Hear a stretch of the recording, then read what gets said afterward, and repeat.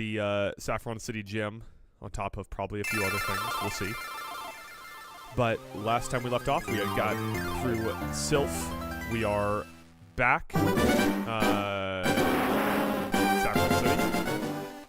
Make sure I hit the right button here. And I did. Got through Sylphco. Got the Masterball back in Saffron City. At the gym is where we left off. As you can see from this recap, that maybe was or maybe was not in the original game.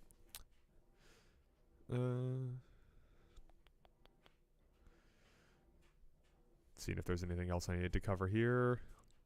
Yeah, I think we're good. I think it's just gonna have us in the gym. Yep. All right.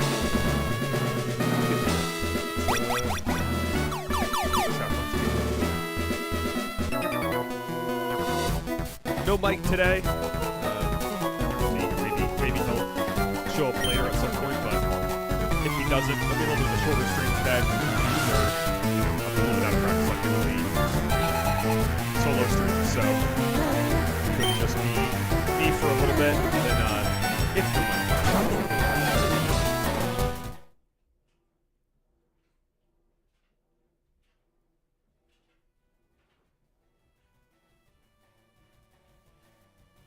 I'm sure you guys heard basically nothing I've said so far in this video then.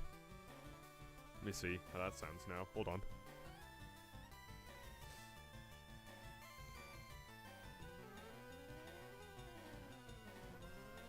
Oh, we got another subscriber. Nice. Very nice. Need to check on the live stream sound to see if this is completely terrible.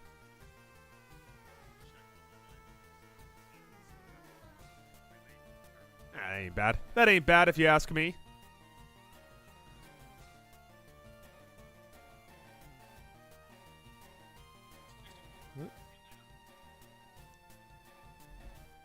Alright. Well, let's get to it then. I don't know why it's not playing in my headphones, the music, so we'll go musicless. And we'll try to take down this gym using as much of the ball family as possible.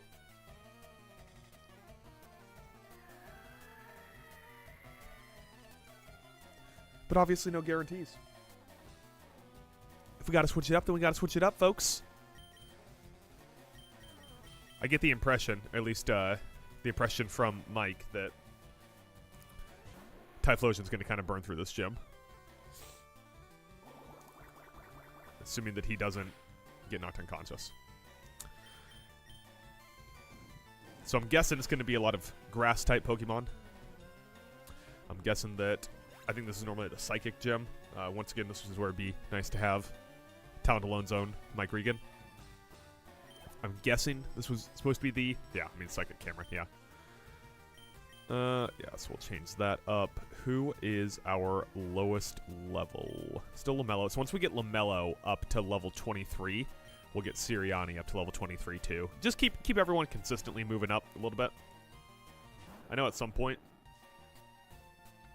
we'll get an XP share to make things a lot easier. For now,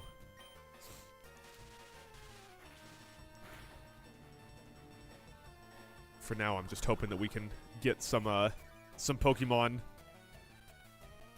to Skitterbob, Paralyze. Oh, that's gonna hurt. Not too bad. I think Spark's supposed to be able to paralyze, but I should probably double check that now that I say that out loud, because I've used it 3 times in a row, and it hasn't paralyzed yet. Well, can't survive another hit, and I want to get that XP, so Typhlosion time. Let's get Typhlosion back in there.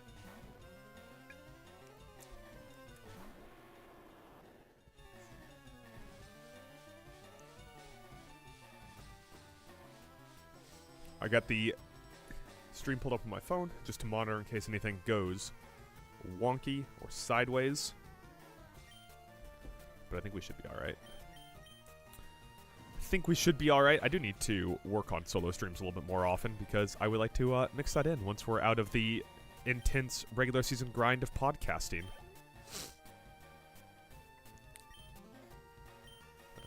Let's just burn through this first trainer here. No reason to get fancy with it when we can just basically one-hit everything with a little bit of fire. And we just had a YouTube short go live a little bit earlier. I need to do all of my post-upload shenanigans.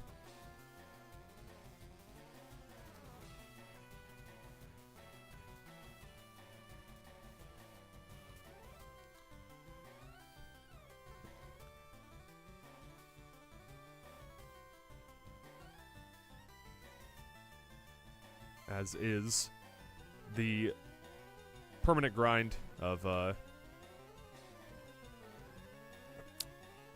YouTube, that once you get a video up, that's really not the end of it. Then you got to go through and do all of your post-upload stuff.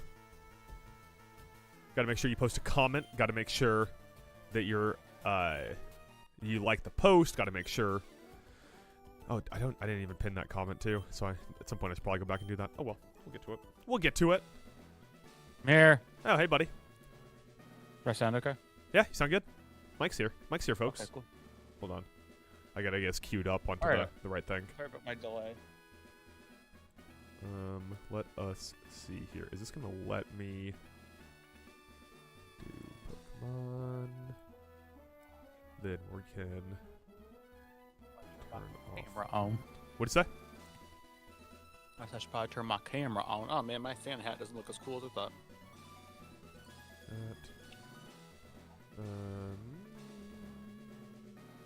Can't find a good way to put my headphones over. That's the problem.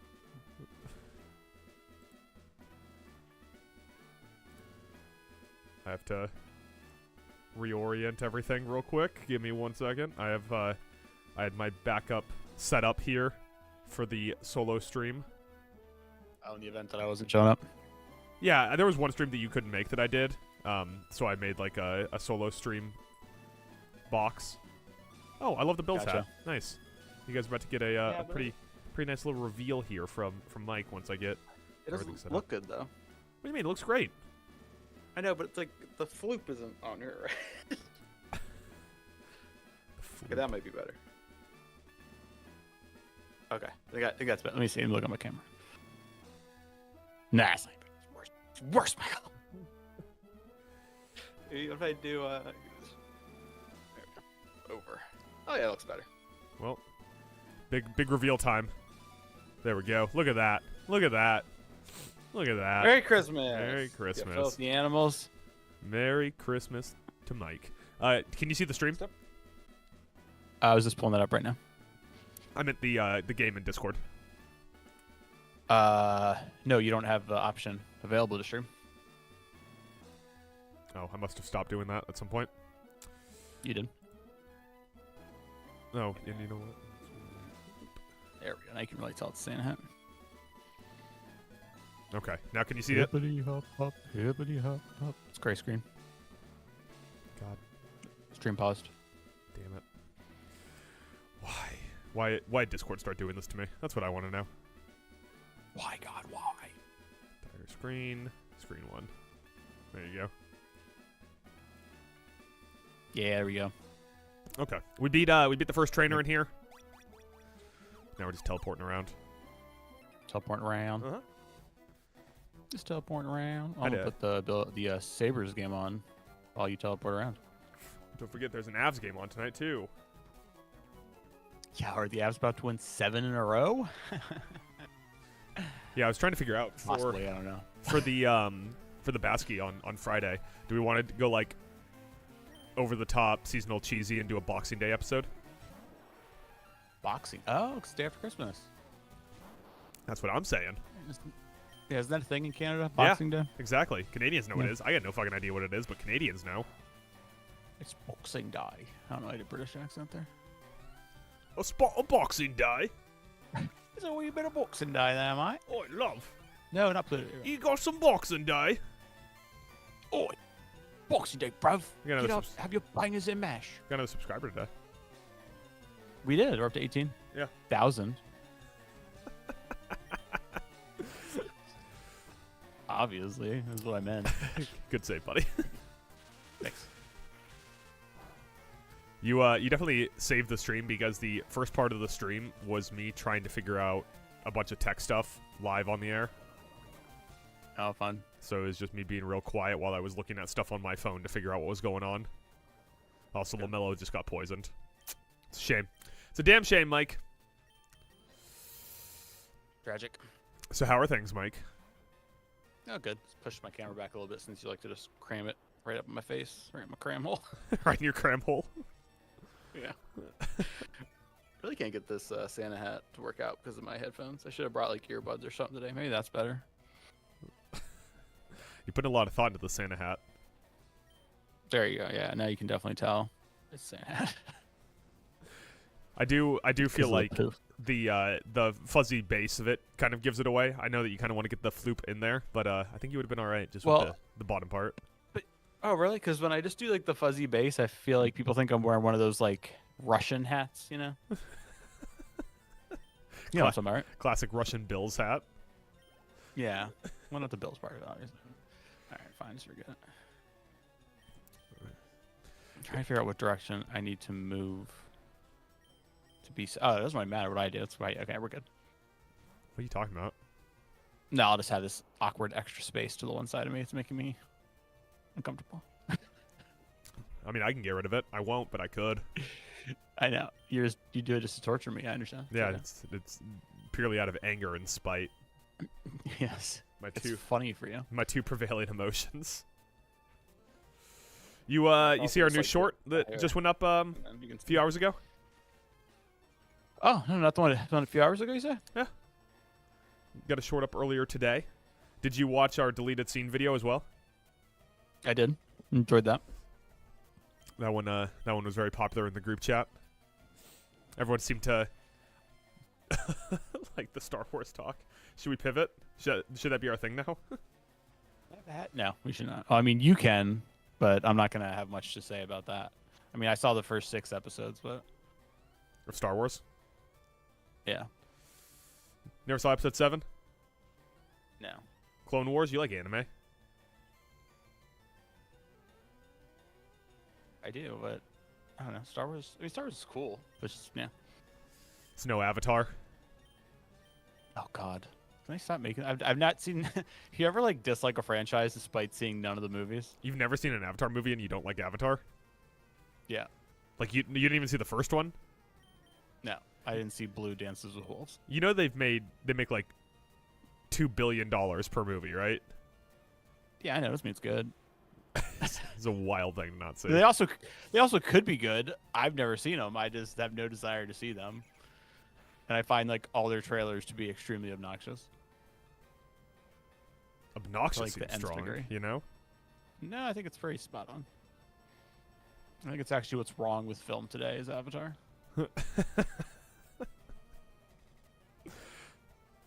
You know, we've completely lost touch with the aspect of narrative storytelling. All we care about is the flashy visuals. It's disgusting.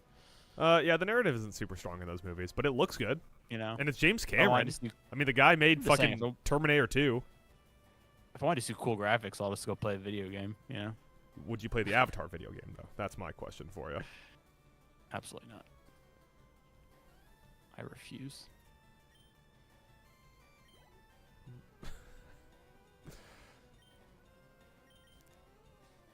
All right, yes, get rid of this little twist tie because I'm gonna be playing with it the whole stream. What are you doing? What are you getting rid of? I was playing with like a little twist tie. I had to move it out of my reach, or else I'd be fiddling with it all stream. You ever have something like that you just can't stop messing with? Just gotta get rid Fiddler. of it. You're a fiddler? Yeah. You ever been Yeah, on a I mean, roof? there was like that one. There was that one pod when I was having mic problems, so I was using the mic on my laptop and I was fidgeting with like this little like cube thing, and didn't realize my mic was picking it up the whole time. And then you texted me afterwards, very upset because you had to keep editing out clicking noises. That's a callback. That was a while back. That was That was. I believe that was pre-video pods, right? That was pre-video pod. What a time. What a world to live in, the pre-video pod era. World. The world is a vampire. Yeah, so yesterday I went to the Logan Barcade. Yeah, good. And, which that place rules. I mean, like, did you and I ever, when you were here, have we ever gone to Replay? No. So Replay is another barcade. But the Logan Barcade is, like, so much better. It does cost money to play the games. I mean, they're cheap, but it does cost money. Right. But they had this game there called Killer Queen or Hive Queen or Killer Hive or something like that. And it was a 10-player multiplayer game across 2 cabinets. So it was me, my friends, and some strangers that we were all sitting up there playing. And basically, the way the game works is you had a chance. You had 3 different ways to win. So on each individual stage, I should say, you're all playing bees. Everyone plays a drone except one person. Whoever has the center control plays the queen. Gotcha. The 3 ways that you can win are there's a snail on the ground that if you ride the snail all the way into a cage, you win. You have to pick up berries, and you take them back to the hive. If you fill up your hive with berries, you win. Or if you kill the opposing queen 3 times, you win. Gotcha. And there's some other elements to it. Like if you're playing a drone, you can take a berry and go to like these upgrade stations and upgrade yourself into like a drone plus, like a drone with a knife basically, so you can attack. Mm-hmm. But regular drones, the only way they can kill is by jumping on someone else's head, by Goomba stomping them. And I was playing. I just basically like I played like one game where I wasn't the queen. That I don't remember how we ended up winning, but we ended up winning that one. Maybe off of killing their queen 3 times. Hold on. You gonna sneeze? Called it.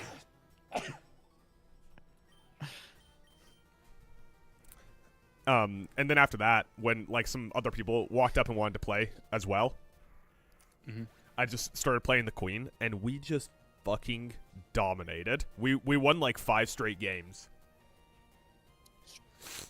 Wait, you were playing the queen? Yeah, I mean we didn't lose, and the queen like has is like a pure combat thing.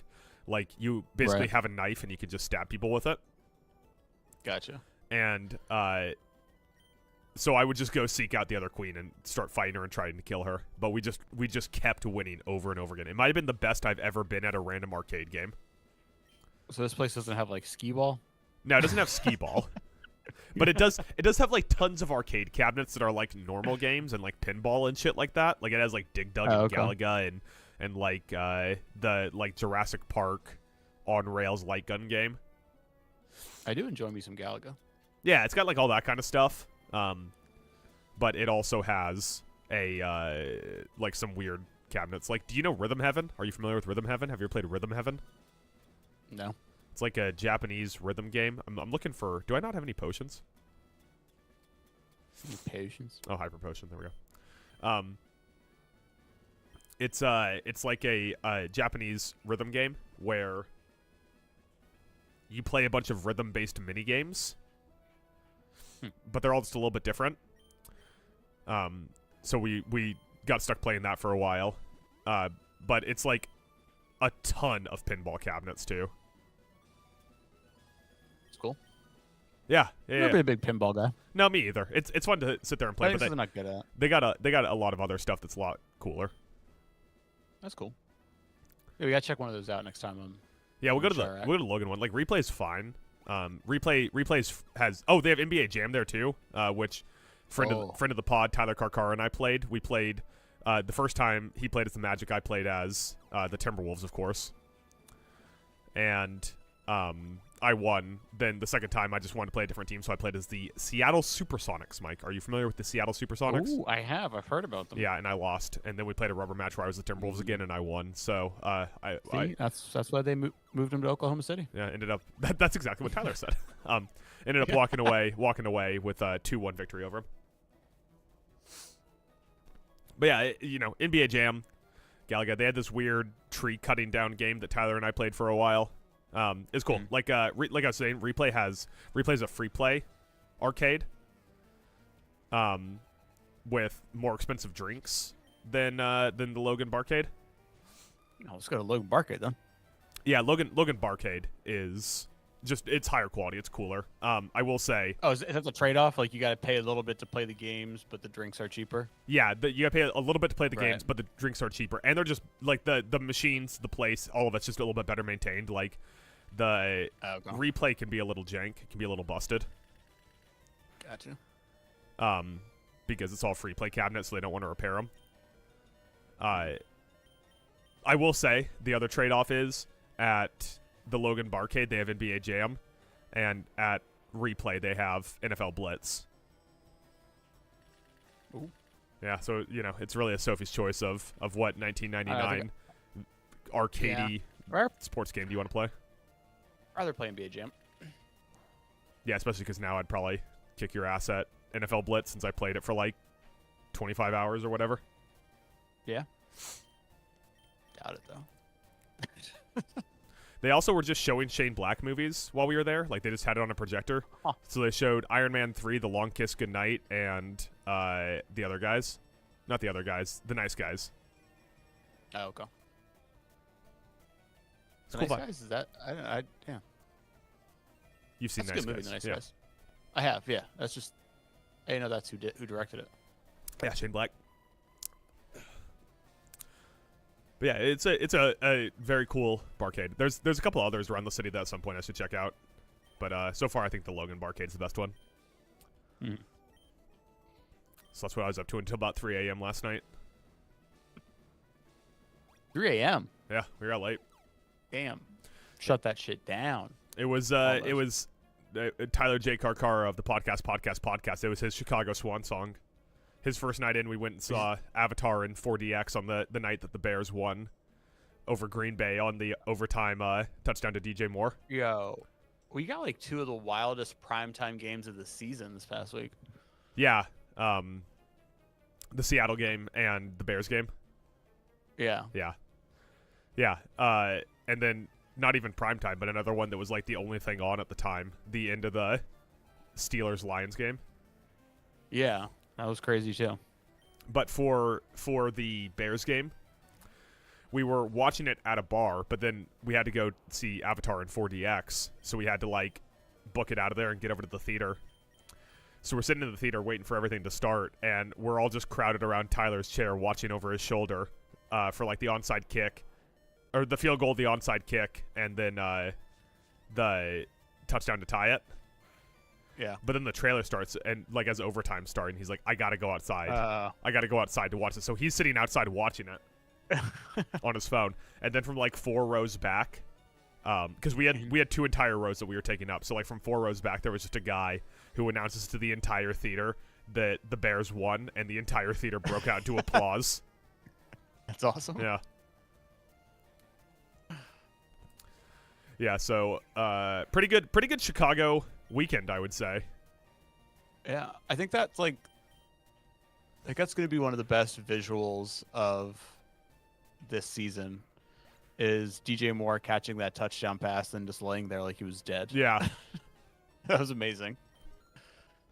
Bears are vibes fueled right now, I'm telling you. They're vibes fueled. Yeah, Bears are vibes fueled. Who else is vibes fueled? Jags. Jags got good vibes. Baby. Trevor Lawrence making a late push to be in the MVP conversation. Get the fuck out of here. What are you talking about? The last 3 weeks, he's been the best quarterback in football. He has. I just don't think there's enough time for him to make up that much ground. No, he's not going to make up that much ground, but the last 3 weeks, he's been the best quarterback in football. He's been ridiculous. With his long hair and his Easter Island-looking face. Yeah. That's a fucking wild-looking Pokemon.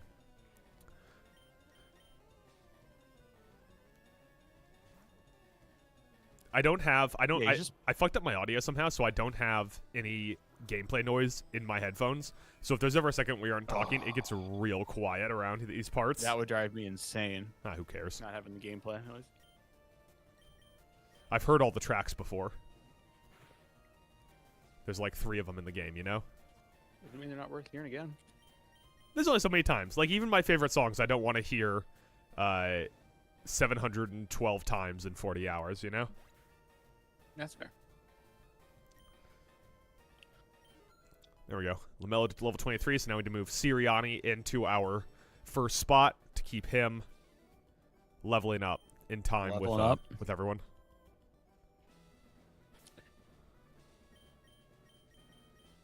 Pokemon. That's right. I was gonna get up to do something real quick.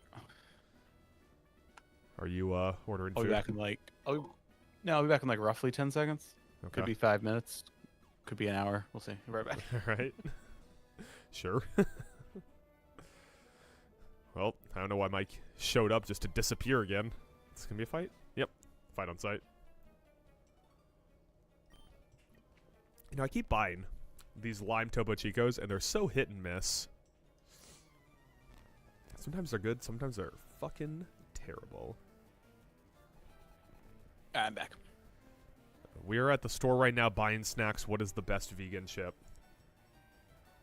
Let's do that. My dad. Ah. I don't want chips, but I feel like I have to answer this.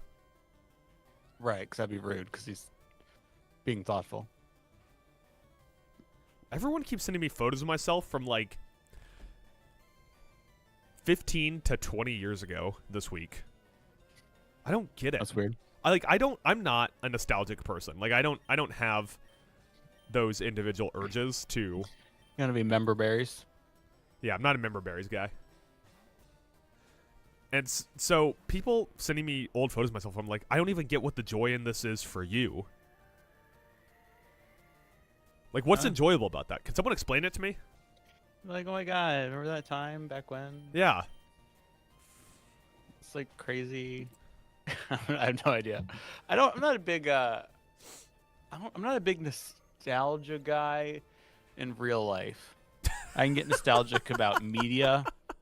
Like, you know what I'm saying? Like, I can get nostalgic about media or video games and stuff like that, but I mean, like, I like shooting the shit with someone. You can talk about old times. That's fun. But I'm not like, oh my god, look at this picture. You remember when this happened and this thing? I'm like, I do. I was there.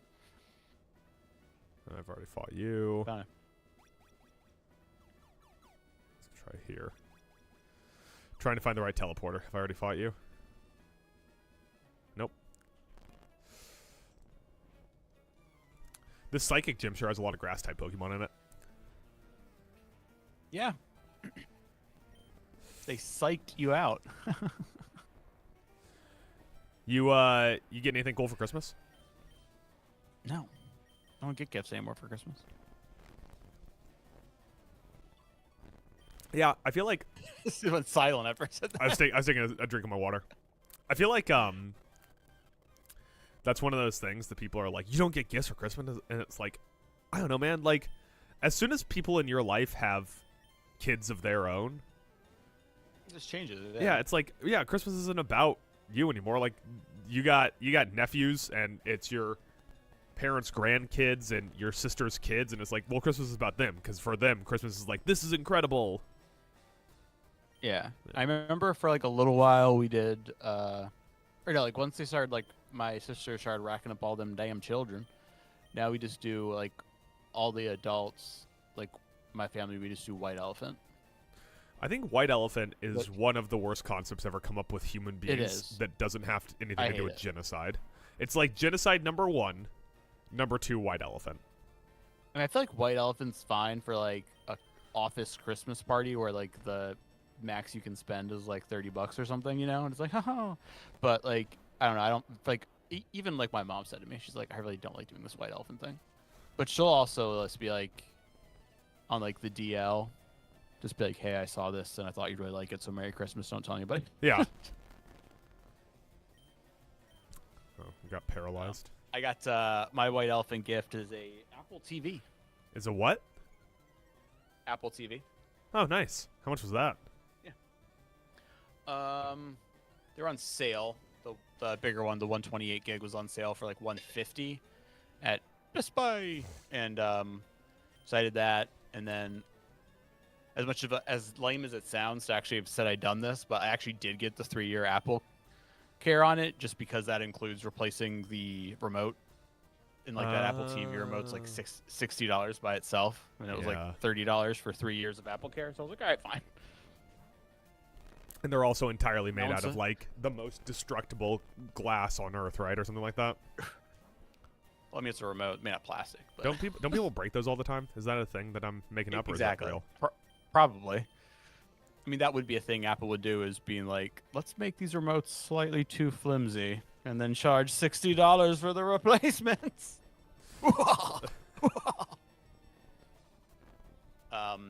Yeah.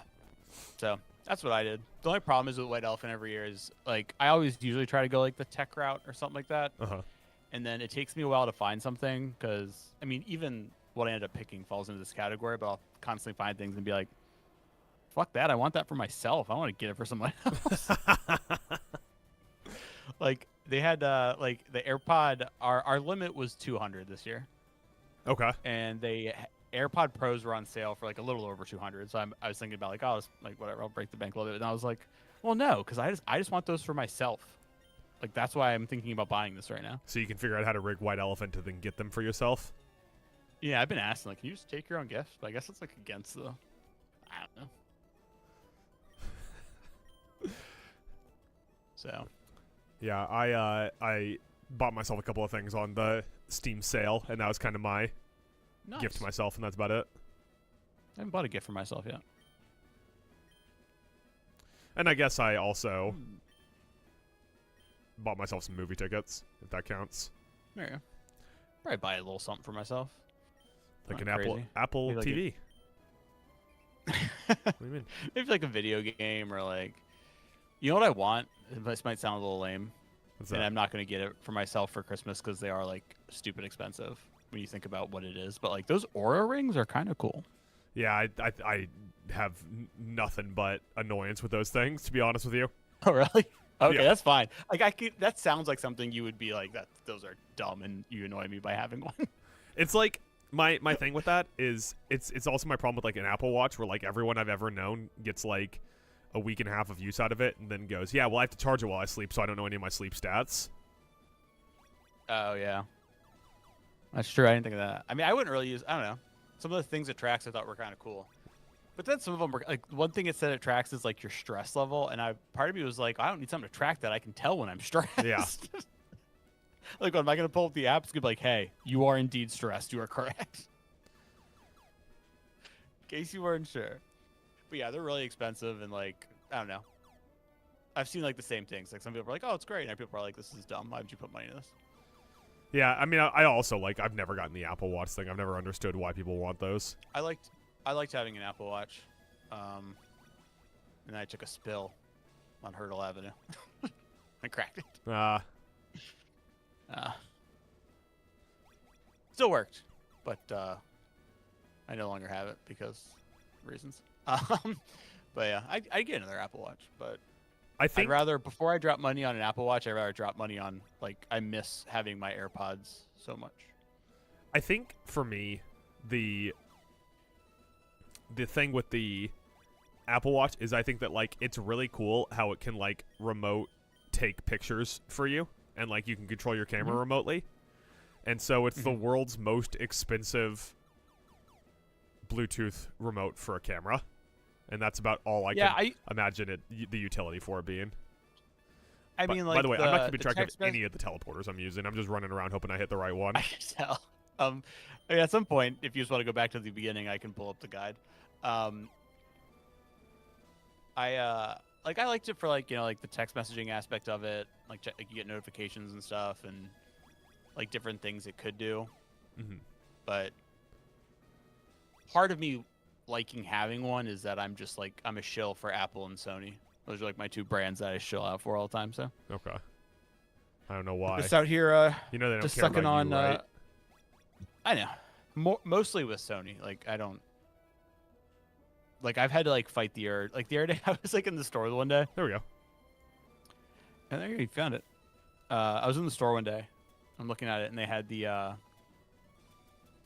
what's it called? The like PlayStation's handheld thing. The PlayStation And I'm like, Vita? No, not the Vita. I don't know what you're talking about then, Mike. Don't yell at me, Adam. You started them Don't by being name me. aggressive when I said Vita, and you Don't went nothing. name me Vita. the PlayStation Portable. No, because the Vita's defunct now. R.I.P. Yeah, the PlayStation Portable. It's really like this big screen with like it literally looks like you took a PS5 controller, a DualSense 5, split it in half, and put a big screen in the middle. And I was like, oh, cool, maybe I want one of those. But then I looked up like its actual capabilities, and it, unless I'm missing something, it feels very like, hey, is your PlayStation in your bedroom, but you want to play games in your living room? Good news. And I was like, yeah, that's not. I'm about to put my foot down here, Sony. That's just not worth it. I like how this gym leader gave me her whole like backstory before fighting. She was like, I've had psychic powers since I was a child. It started when I accidentally bent a spoon. Yeah, she was in the Matrix. She knows kung fu? Yeah, remember the black girl had the orphans who could bend spoons? No. I Remember the don't. blind black lady? Yeah, you do. The Oracle? No, not the. No, not, yeah, the Oracle. Yeah, Yeah. the blind black lady. Not She like had kids this. in there, and they were Not like doing things. Why are you do? What is the not like this? That's what one of the guys on the ship says right before he gets killed. What shit? Oh, to me it sounded like you were doing Chadwick Boseman. Like, this is no place to die. R.I.P. Legend. I saw him in some random movie the other day, and I can't remember what movie that was. This is not Black Panther. Yeah. Oh, Draft Day. He was the first person to be in the actual movie and the porn parody. It was groundbreaking at the time. I feel like Stallone would have been the person to pull that off, right? Oh yeah, to be in like, this is not Rocky, or I guess like This is Rocky. or be like in, or Cocky. I Cocky. mean, that'd be the Cocky. I mean, he famously Rocky. is in a softcore porn movie called The Italian Stallion. As I imagine it sounds. Sounds like a lawnmower starting. Don't put your finger there. Okay, second thought, do it again. kind of losing the accent there a little bit. I couldn't tell exactly the direction you were going. Adrian. Remember when she dies off screen between 4 and 5? Yeah. Remember when Paulie gets a robot? Yeah. And that's a really important plot point in the next Rocky. Because he has to fight the robot. That robot killed my family. We got a box now. See, that one was a great Stallone. You're kind of making him sound like Nick Kroll. Nah, that's my Rocky when he's all beaten up in the ring. You gotta cut me. After when he's all Jake Paul'd out. Yeah. Dude, you see the videos of Jake Paul in the hospital? No, because I don't ever see that stuff, and I assume it's all AI. No, dude. Like, I saw a few people post it. I don't think it's AI. Like, fucking, like, he broke his jaw in 2 places, bro. Yeah, in the ring and Fucked at the up. hospital. No, like, from that punch. And then, like, in the hospital, the picture of that was put online. Yeah, I think that's Like, AI. fucking, like, grapefruit. No way. Yeah, I think that's You're AI. You're AI. This whole thing's fake. You're out of order. The whole damn system's out of order. Jake Paul, broken jaw. Picture. Thank you, Google, for knowing what I was going from. No. Yeah, that's Look at the like picture. a lot of people are pointing out Oh. that's AI.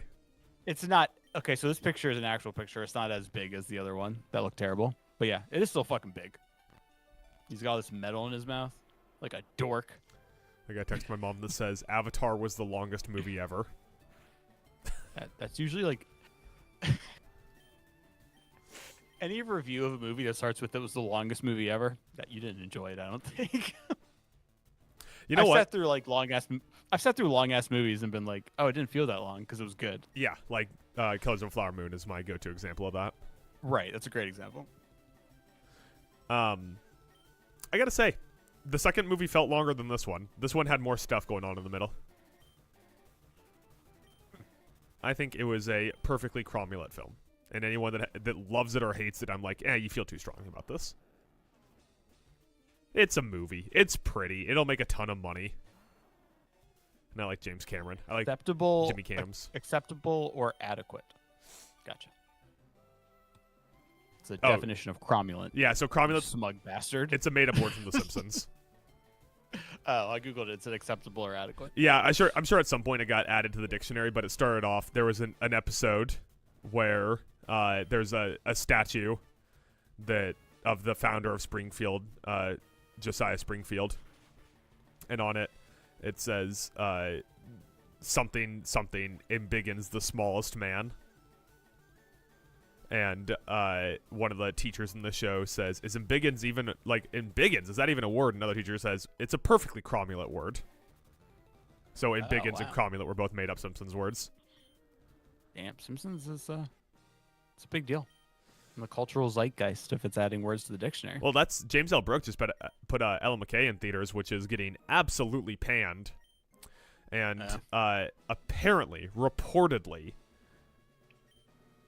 he was allowed to make that, like the studio funded it, if in return he made another Simpsons movie. Hey, I've been seeing commercials lately for Marty Supreme. I'm going to see that on Christmas. Looks pretty good. I don't love the trailer for it, but it's reviewing incredibly well. Are you really going to make me do this? You're also one of the people, you don't seek out trailers. No. I see him by accident. The only trailer I think I've sought out in recent memory is the Disclosure Day teaser. Okay, yeah. Like you're very like, oh crap, I went to the movies and they played the trailer. It was a commercial, so I couldn't avoid it. Yeah. Yeah. I don't know, man. I have too many experiences with trailers spoiling shit. Yeah. Like I knew the Red Hulk was going to be in Captain America: Brave New World. Just ruined it. You know, I'm fucking done with this shit.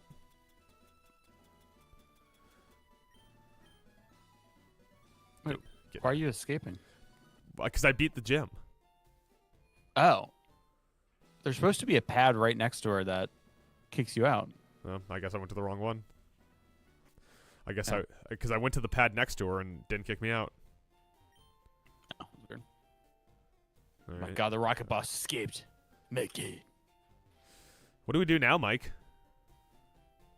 Well now, you should probably heal your Pokemon from that vicious battle you were in. I've never gotten a Pokemon to level 99 or 100. Really? Yeah. Dude, you should check my Pokemon Scarlet save file, bro. I got so many, dude. They got perfect IVs, bro. I am not a grind guy. I cannot grind in video games. Outside, I guess Dude, Destiny would be the one. I will grind hard. Just not on Destiny. That's the difference. I used to be hard in the Destiny, and the difference between the Destiny grind and other games is I get frustrated with the RNG grind that is Destiny. Mm-hmm. All right, let's keep running this raid over and over and over and over, and hopefully I'll get that thing I want. Yeah, they've definitely improved that a little bit. If a game told me like if you run this level. Hold on. Can you tell me where we're going? And while we walk, you can talk about. Go ahead, and there's a couple ways you can go to get to where you gotta go, as they say. Go ahead and fly to. Let's go ahead and fly. You can fly to either Vermilion or Lavender Town. I need to go talk to them in here real quick. Okay. Oh, is your who'd you put in the daycare? Kendrick Perkins. Fellow fuck. Did you see the clip of him on ESPN where he says to the girl, he's like, wait, ready for this? He's like, why take a Tylenol when you can have a perk? That's AI. No, that's a shoot thing. Stop. You're AI. Stop gaslighting me. No, never mind. I'm not gonna take him out. He'll just live there forever. You're gonna come back and have a level 99 slack on. I also don't have it. My Pokemon that has fly isn't on me right now. Yeah, I mean, if you want, you can just. Yeah, and so again, now you're back in Saffron. Yeah. Oh, okay. The Pokemon you have that you had. Okay, you're fine. Just go to the right. Uh-huh. That was your left. Uh-huh. Why are you ignoring me? Okay. That child ran right in front of me. Fucker came out in the future ones, can I just like store things and pull things out of Yes, the computer without it being can. 2 different options. Yeah. In the newer games, they realized that it was really dumb to have a withdraw and a deposit. Just do it all in one thing. Yeah. Not too for auto. You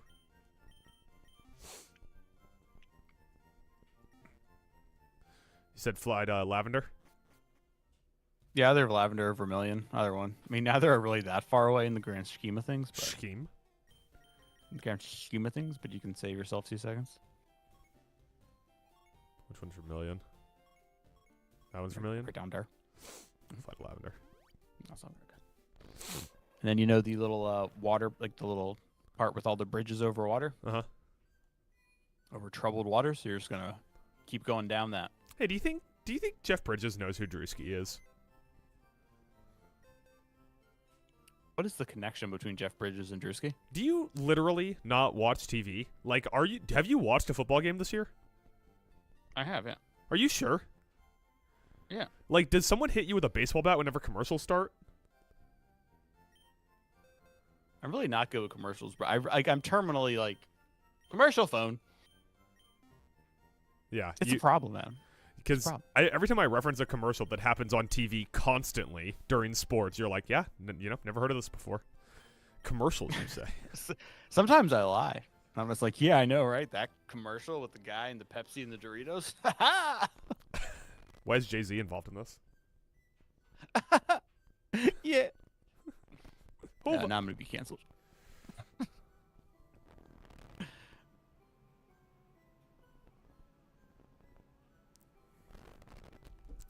I'm playing chess during loading screens. Oh, look at you, multitasking over there, Mr. Big Shot. At least I know who Drewski and Jeff Bridges are. I know who both those people are. I you know they're sure? in a movie together or a commercial. You sure you do, Mike? You a fan of Drewski? I don't really know anything about him. Drewski guy?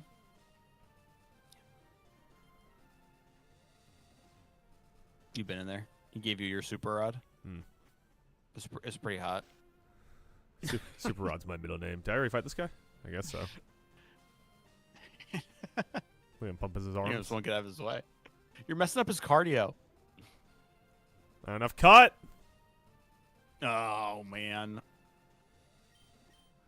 Can I teach cut to any of my Pokemon? Yeah. The only problem is that you probably can, but just keep in mind that in these games you cannot remove an HM when you give it to somebody. I don't care. I don't whatever care is that much in about what's in there. Pokeball, Not worth it. Yeah, good call. Good call.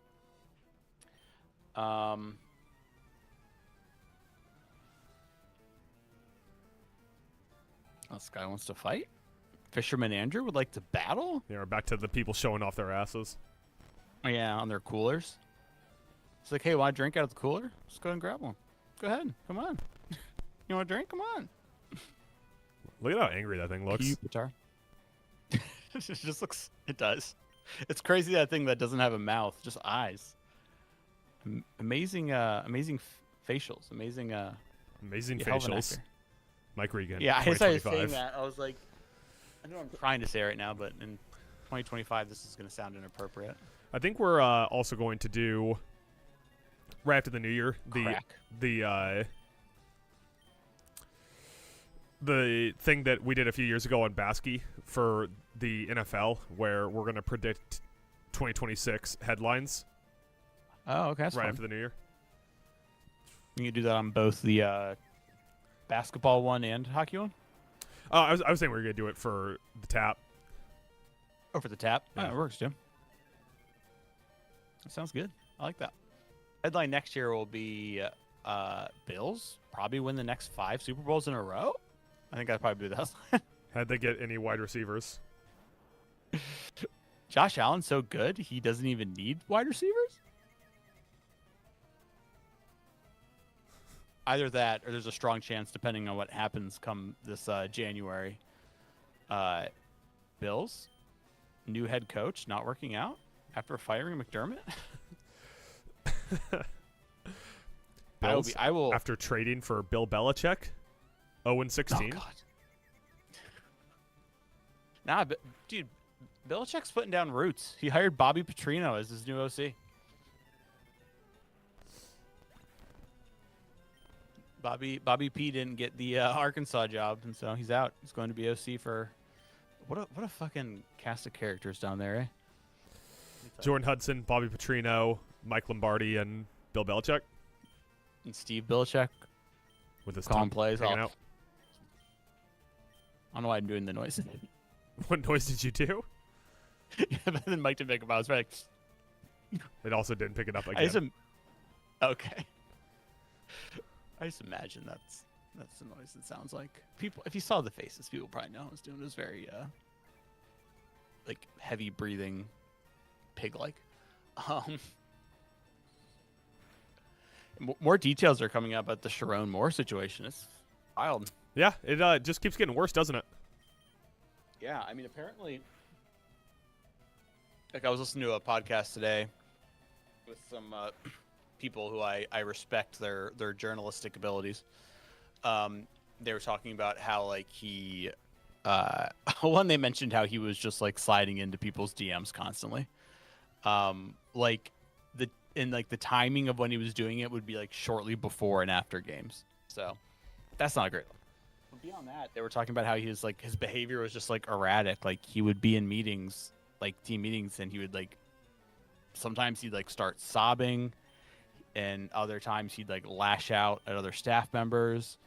And apparently he had became like really paranoid and would be like attempting to listen in on closed door meetings that he was not a part of, like around the facility and everything. And so there was like definitely signs that like, all right, something's not right. And the craziest part is like when the news broke about the thing with him and the staff member is that there was so many people in the media, like in like who were like, yep, like it was kind of like a known thing. That's that like something wild. was going on. Not known enough for a like it was a known thing, but there wasn't enough out there for like a legit reporter to come out and report it. You know? Yeah. But so that's why they didn't. But like it was a known thing, and like I heard like the one thing I was thinking that said like allegedly like so like Harbaugh leaves, they promote Sharon Moore, and then like within like spring 2024, so like 3 months into his time as the new head coach, there was already people who were like his behavior is kind of like erratic and like some like there was already like red flags, and they just kept it going. And yeah, like there's going to be an investigation. Who knew what and how long did people know things? So like the big question is like, will the AD Ward Manuel, like, is he going to survive this? Depending on, because someone, when the news very first broke about the situation, someone asked like the cynical question that has to be asked, which is if Michigan in the final week of the season beat Ohio State and got a playoff spot, would this news have come out and would he have been fired? And that sounds messed up, but this is college football, people. Yeah, it's kind of heavy. Yeah. And like that's, you know, so I don't know, yeah, it's just, and like people I was listening to, I'll give them a shout, like the Audible podcast, which is The Athletic, and The Athletic in general does pretty good reporting, the people they hire there. And it was those guys there, and like Bruce Feldman is one of them, who I'm a big fan of his stuff. But yeah, and they're saying they're like, and there's probably more info that's going to come out. You know, Biff Poggi. You know, you familiar with Biff Poggi? I'm not familiar with Biff Poggi. Is that a real person or is this AI? No, everything's AI to you. So Biff Poggi is the he was an associate. He was on Michigan's staff as an associate coach. And he was the guy who, when Sharon Moore served those couple game suspensions this year because of Connor Stallion's signal gate or whatever, he stepped up to be the interim head coach. And he obviously is now the interim head coach for their bowl game. And he was doing like, you know, press conference, not specifically about the Sharon Moore thing, but just like how coaches do press conferences. And he obviously got asked about him possibly being the new head coach, and he had said like, "Oh, I've done a couple interviews," and then he said, the crazy thing that stood out to me is he literally said he's like, let's be honest, like for the past 5 years, this has been a malfunctioning program, and with something going on every year. Mm-hmm. And the AD wants it to change, and if it was me at the helm, like things are going to change. So like a little bit, obviously, campaigning for himself. Yeah. But also, I thought it was just crazy because keep in mind, Biff Poggi, as I like to call him, has been there. He was there through the Harbaugh administration. Yeah. So he's seen all this shit go on, from Signalgate, from the whole cheeseburger thing, like all that stuff, and now this. He's seen it all. Yeah, they got in trouble because Harbaugh. It boils down to is Harbaugh met and talked to a prospect they were scouting at a time during COVID when there was like this dead period when they weren't supposed to be talking. Okay, and they found out this Apparently because he did, and Harbaugh whispers his secrets into cheeseburgers. Yeah, but so listen, I'm just saying, if you heard a report that in 2021 a coach whispered a secret into a cheeseburger and that's how they found out about a scandal, your first thought would be Harbaugh. Yeah, they like opened the bun, and like the ketchup and mustard spelled something out, and they're like, "My God." But it's just one of those things where it's crazy because, like, yeah, you look at like I'm still a fan of Harbaugh, but for someone who was there during his time to say that this has been a malfunctioning program for the past 5 years, it just like shows how like you can't step up and say that when the team's winning Big Ten titles, going to the playoffs, eventually winning a national title, Right. But now that the kingdom's starting to crumble, you can say that and be like, let's all be honest here, this is what's going on. So I mean, if Biff Poggi gets the job, I'm sorry, if Biff Poggi gets the job, if you could please repeat that name. Yes. His first thing should be to like long conversation with Bryce Underwood to beg him to stay and not go to that portal. But they could just get Nuss plus Garrett Nussmeier. He's going to the NFL. Are you sure you don't mean NHL? He's going to the NFL. I don't know if he's going to be a starting player in the NFL. I think if he's healthy, and when I still stand by it, healthy, and when they go to like pre-draft activities and he goes to the Senior Bowl, balls out, combine, pro days, I think he'll show enough for teams to be high on him again. I think he has that in him. So, just quickly want to point out, your Sabres are currently tied with Senators 1-1 at the end of the first. Yes. And also, your dumb fuck Knicks play my Timberwolves tonight. Oh shit! Want to put some money on this? $4,000. Say the Knicks win. So, if I lose, I'm going to owe you $200. Maybe not even that. Might just break even at this point. I got to go back and check the ledger. One day you're gonna like get a card in the mail. You're gonna open it and it's just gonna be like $1,000. You're like, what's this for? I'm like, I've been keeping track. Don't worry. Am I getting interest on this at any point? What's the VIG? Yeah. Yeah, what's the VIG? The VIG is the juice. Oh, in other college football news, did you see the internet broke because Abella Danger was at the Abella Danger was at the Miami Texas A&M game? Who's that? Adam, are you lying? Or are you just trying to be funny? No, I'm guessing from your response it's a porn star. Yes, she's an adult film star. I'm not familiar with. The camera cut to her, and then all the gooners on the internet were immediately like, "Oh shit!" I want to apologize to Miss Danger. I'm not familiar with her work. Miss Danger. That is definitely her legal name, and not at all a stage name. Do porn stars? Is there like a SAG specifically for porn actresses, or is that the same? There's definitely a joke in there somewhere. SAG. I just wondered if there's like a, adult film star thing for their names, or Yeah, like so that two people can't have the same name, like in SAG. Like someone has Right, to be like Michael they're calling B.J. you- Jordan. Yeah. Thank you. I'll be here all week.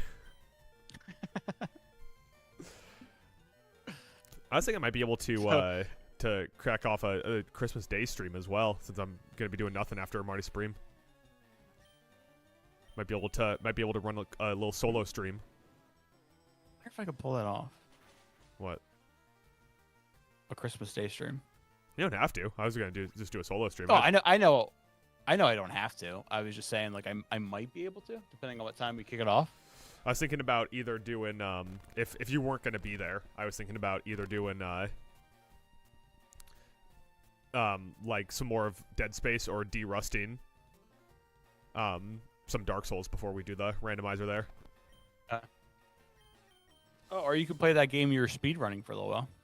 Dredge. I could get back into the Dredge swing of things, try to get that back up to speed. Put the timers up there? Yeah. That'd be cool. That would be cool. That would be cool. That would be cool. The most cool. No, so real quick, the reason why I brought up the Abella Danger thing is because I'm on Twitter today, Uh-huh. and I see a post that says Carson Beck, who recently broke up with his girlfriend, who he went to Miami to be with anyway, that was now dating Abella Danger, and I'm like, what? No way, this can't be true. So I go to Google, I look it up, and like one of the top results is the same Twitter post I saw. Mm-hmm. So then I click on the person's account, and then like literally in their bio it says like, this account is all parody and jokes. I was like, you got me. I wanted it to be real so bad. Isn't he kind of a goober? He is. Have you seen his face? He's a goober. He looks like Sloth from Ice Age. Ray Even his Romano? girlfriend, I can't remember her name now, but his girlfriend who's at Miami is pretty nice. That's what happens when you're a 5-star recruit, Mike. That's true. You get the 5-star ladies. Yeah, only dimes for those 5 stars, you know? Yeah. He might You're be a a 5-star nickel, man. you know? Might be a nickel, but he gets a dime. He's not going to be getting dime pieces in 10 years when he's doing analysis for the Big Ten Network. If he's doing analysis for the Big Ten, he's probably going to make decent money. He'd probably still give himself a dime. At least an 8. At least 8 pennies.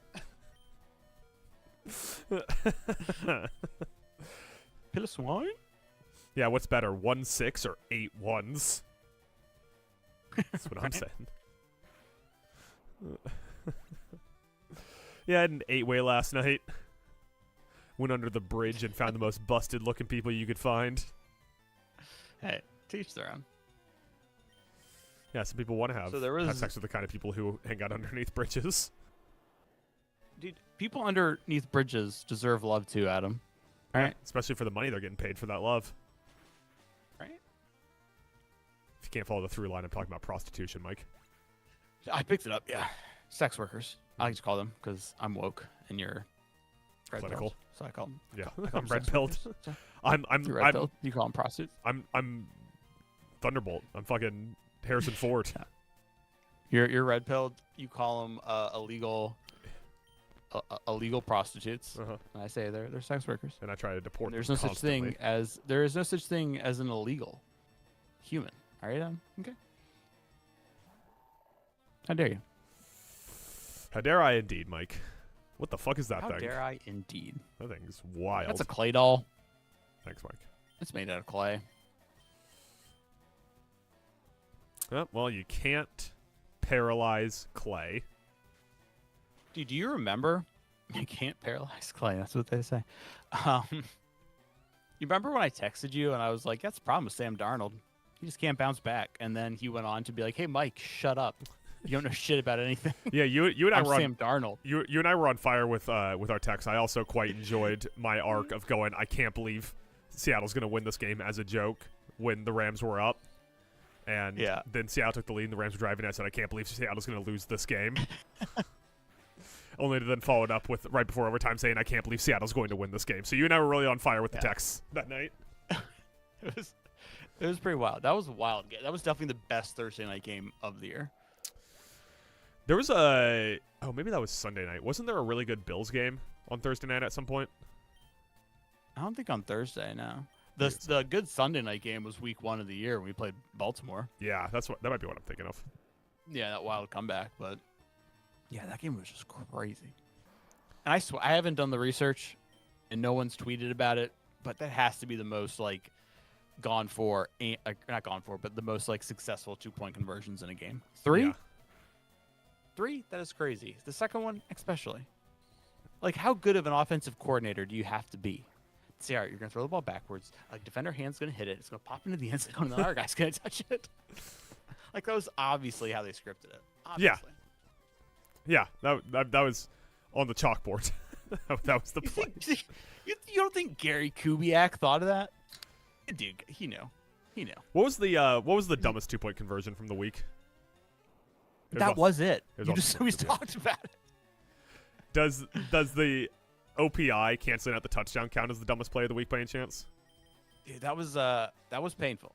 I mean, it was like by textbook definition, like he pushed. Oh yeah, absolutely pushed off. That was absolutely an OPI. Yeah. So it's a bummer, but it was the same thing with like because when you said like they should have let it count anyway, so that's what Mahomes would say. I was referencing when like Kadarius Toney was like a foot past the line of scrimmage. They called him for it, and Mahomes was like, that play was so good. He's just giving it to us. Yeah. He was lined up was a bummer, next to the safety. And it was just like, what do you mean I'm offsides? I made so many like old man watching football noises during that play, because like he completes the pass to Amon-Ra, who like goes towards like the line, gets stuffed, and I'm like, oh, and then he like laterals it, and I'm like, oh, Goff gets in, I'm like, oh. And then the flag, and I was like, "Oh, yeah." The grunting. that game the story of it almost became Boswell fucking up. Yeah, but instead the story just became calling an OPI on the most ridiculous play of Jared Goff's entire fucking career. Yeah, it's fucking wild. I had to funny story. I had to explain to my mom later. She was like, "Did you see that? Like the Detroit Pittsburgh game?" I was like, "Yeah, it was crazy." She's like, "So the refs like just messed up?" I was like, "What do you mean?" She's like, "Well, they said like it should have been a touchdown." I was like, "No." I was like, "What they said was upon review, yes, it is a touchdown. However," yeah, I was like, "there was an offensive penalty, offensive pass interference that negates the touchdown, and there was no time." She's like, "Yeah, but they said something about like they couldn't review it." I was like, "Yeah, they were saying you can't review the offensive pass interference penalty." She's like, "Oh," I was like, "Yeah."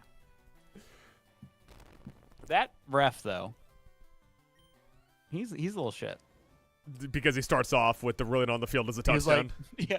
On the field is a touchdown. However, cheers. However, I really feel like he did try to get in front of it. Like they stopped and talked for so long before making the call, and I feel like half that conversation was just them going, "Okay, how do we have to tell them that the ruling on the field is a touchdown, or can we just say offensive pass interference?" Yeah, like no, well, technically we have to clarify it was a touchdown. God damn it! All right. Does anyone else want to do paper, this? scissors? Yeah. To announce it. Yeah. As well. It was a pretty good weekend of football, just from like the absurdity that was happening on each and every slate. Yeah, I was thinking that too. I mean, even I didn't watch a lot of it. Unfortunately, the Sunday night game. The Bears game? Oh, the Sunday night game. The Phillip Rivers game. Yeah. No, that was Monday night. No, that was Sunday night. Sunday night was the Ravens getting eliminated from the playoffs game. Yeah. Where Lamar got hurt. Because blew out his back. I wasn't watching. What? He blew out his back. Blew out his back. He stepped on a crack. Broke his mother's back. Broke his own back. Broke his own back. His mother must have stepped on a crack. That bitch. I wasn't watching it, and I checked the score, and it was like 10-10. And I was like, all right, we're not turning it on. This could be good. And then at one point, like, I like flipped over to it, and the Ravens had scored to take the lead, and I was like, "Don't watch it, Michael. Don't watch it. Don't watch it. You're not watching. This is good. This is good. The Ravens are going to do this for you." And then no. That was a good game. That game, along with the Bengals game, contributed to me not getting last place in our redraft league. Oof. Chase Brown, Derrick Henry came through for me in the clutch and stuck Tyler Carcar with the bill of the worst team in noon kickoff this year. You know who's not the worst team? Yeah, you know who's heading to the championship game, baby? At this point, I kind of need you to win because you are so much easier to get a belt and a bottle of Malort too. Mister, you already know my address. Yeah. The sweet part was, in the semifinals, I defeated my dear cousin.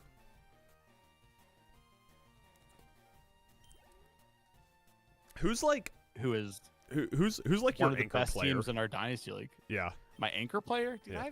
I'm like a Navy fleet. I got so many anchors right now. What are you talking about? I'm like the fucking Spanish Armada, bro. Dude, I drafted Chase Brown in like the 3rd or 4th round in our draft, and he has been dog shit for me all year, and finally comes through. Final week of the fantasy season for me in the toilet bowl to score 30 points. Like the crazy part was like my cousin like has a good team. Like he went 19-9. Like he put up 150 points, and I just like I had like I felt good right after Thursday when Puka put up 40 points for me. I was like, all right, I think we're gonna be okay. And then it was just like Pickens got me 22. Made the right call after conferring with you that Burrow was the right move, despite him laying an egg the week before. He got almost 29. Drake May's been consistently like at least 20 plus point guy. He got 24 for me. Marion Hampton got back in the groove, got me 16. So, yeah, I mean, the only thing I messed up on is I doubted Kenneth Gainwell, who did once again put up a good day at 21 points. He had like 150 yards. Yeah. So, yeah. And then feeling good next week, we're going to go into this. I'm playing I think I'm playing our good friend from I'm not going to dox her if I say her name. From Northern Virginia. Yeah. Yes, I am. I'm playing oh no, I'm not. Oh, I'm playing her husband. Oh shit. I think he's a Dallas fan. He's a Cowboys fan, I think. He's a Cowboys fan and a Caps fan. Yeah, he does have a solid fantasy name, Elron Chubbard. Yeah, when they were both in Chicago, him and I were talking about that, and he was like, "Yeah, I just felt really proud of that when I came up with that." And I was like, "It's easily the best fantasy name I saw all year." Nothing, I imagine like outside of like doing heroin, there's no better feeling in the world than when you come up with a fantasy name and you're like, "That's a good one." Yeah. And the only way to find out the comparison is if one of us does heroin. I'm on it. I'm pulling up DoorDash right now. DoorHash. DoorHash. Trademark it. Patent pending. Yeah, but I don't know. Let's see here. I think I can take him next week though. Looking at some of the matchups his top guys have and my top guys, I'm gonna have it. But the best part is if I win, you don't have to ask me like what bottle of liquor do you want. You already know. Yeah, when you come to town, we should actually go to the Malort Distillery. We need to. I just want a bottle of that sweet nectar of the gods.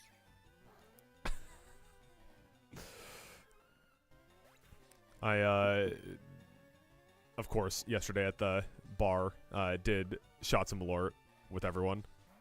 But then near the end of the night, I was talking with podcast host Tyler Carcara, and we were like winding down the day, and I was like, I'll buy shots one more time, and he's the only one that took me up on it. He's like, all right, you buy shots, you pick them. And I was like, what's the weirdest thing I could get shots of? So I bought shots of Maker Mark Apple. That's probably expensive. Maker's Mark. It was expensive, but I thought this has got to be this is such a weird thing to order as a shot. Yeah, I didn't even know Maker's Mark did an apple. Yeah, me either. I would just have like regular Maker's Mark. I think Maker's Mark's a little overrated. To be honest with you. Shelf there. I don't know. It's mid-shelf whiskey. It's fine. Yeah. I wish feel like they get I a lot. didn't feel the urge to fight every single trainer. Oh, I do. When I play games like this, I want everybody to weep at my feet, to acknowledge all your Pokemon are dead except one. Yeah, did you think this was a commercial break? Have you been on your phone this whole time? No, I've just been rambling about sports and whatnot. Sorry. Well, luckily your one that's alive is extremely overleveled, so you should be all right. I'm getting more overleveled by the battle being the only one alive right now. I like how, in traditional Pokemon fashion, despite the fact that this was not our starter, you just end up having a super overleveled starter by the mid game. One who is a former starter. Yes. Be nice if I Maybe could- that's what I'll do. Maybe that'll be my Christmas gift to myself. I'll buy Pokemon ZA. It's not going to be good. You're not going to like it. Don't tell me what I'm gonna like when I'm not gonna like, Adam. I'll stab you. It's going to be a waste I of wanna money. apologize. It's Probably. not Pokemon. Yeah, You just go around. It's like a collectathon game disguised in Pokemon. Fine. Okay, I'll just go ahead and buy the latest Sony WMH06 headphones. Are only like $500. It's also a waste I of have money. the 5s, but I might as well upgrade to the 6s. You're right. Good point. Merry Christmas to me. You going to get a PC at some point? I need to. That's really what I should. Then you could play all of the dumb mouse games with not host of the podcast, Brendan Lewis and I. Not host of the podcast. He does not, in fact, host the podcast. He's never. When are we going to get him on an episode of the pod? I had him on an episode of something. Him and I did like a very short run WNBA pod a couple years ago. Oh, that's right. Yeah. Yeah. I feel like we should. He's not a I feel like natural we should bring him podcaster. on. He's like, I want to say smart things, and I'm like, that's not what this is about, brother. We're here to scream "Big Cock Fox." Yeah. All right, what are you doing? There's another movie yeah, I in feel like, the Town Alone canon. We were talking about that last stream. Oh, Django. Yeah, put Django in there. That's the whole Big Cock Fox origin Got it. story. Gotta put Django in there. It's a great movie. I mean, is that a Jamie Foxx on a horse? It's a great movie. You know what? Little like clip gets posted, like online constantly, like as a response to things. I have no idea what it's from. I think it's from some kind of podcast or interview. It's like Denzel and Jamie Foxx, and it always makes me laugh. I don't get the context. And it's when Denzel's like, "I'm leaving here with something." Have you seen this? Nope. No, he's like, "I'm leaving with something. I'm from around the way. I'm leaving here with something." And Jamie Foxx is laughing his ass off. You're okay. I'm incredibly not online, brother. I've like, as time's gone on, I realized, like, Michael, you might be too online. You should talk more with friend of the pod, Anna. Nagador. Oh, is he terminally online? He is the most terminally online person I've ever met. When we were at the bar watching the Bears game, and him and some of the other people we were there with were just talking about this guy who like does reviews of Browns games online, I think is his whole gimmick. And they were just quoting it the whole time, and I was like, is this what it's like sitting around Mike and I when we get on like one of our I think you should leave binges? I was like, this is incomprehensible and so boring to listen to. That's a big bear. That's a big bear. Ursa ring. Balls from a Teddy Ursa. No, he's dead. All right. You just killed that bear, you son of a bitch. I could go back and get all my Pokemon back and then run back over here, but that feels like a waste of time, you know? Fuck it. You're already on Route 13. And then you just got to go down Route 14 and across Route 15. And you get to the next city. Banana, banana, banana, banana, Ba-na-na-na-na-na-na. You don't have cut. You don't have cut. Hit your butt. Hey, what are you doing? I'm not going to lose. Not when the wind's blowing my way. He's supposed to have bird Pokemon, but something tells me he's not going to. Yeah, he also has 4 Pokemon. Birdkeeper Perry sends out a gigantic metal dinosaur-like creature. Is that a steel type or is it going to be ground?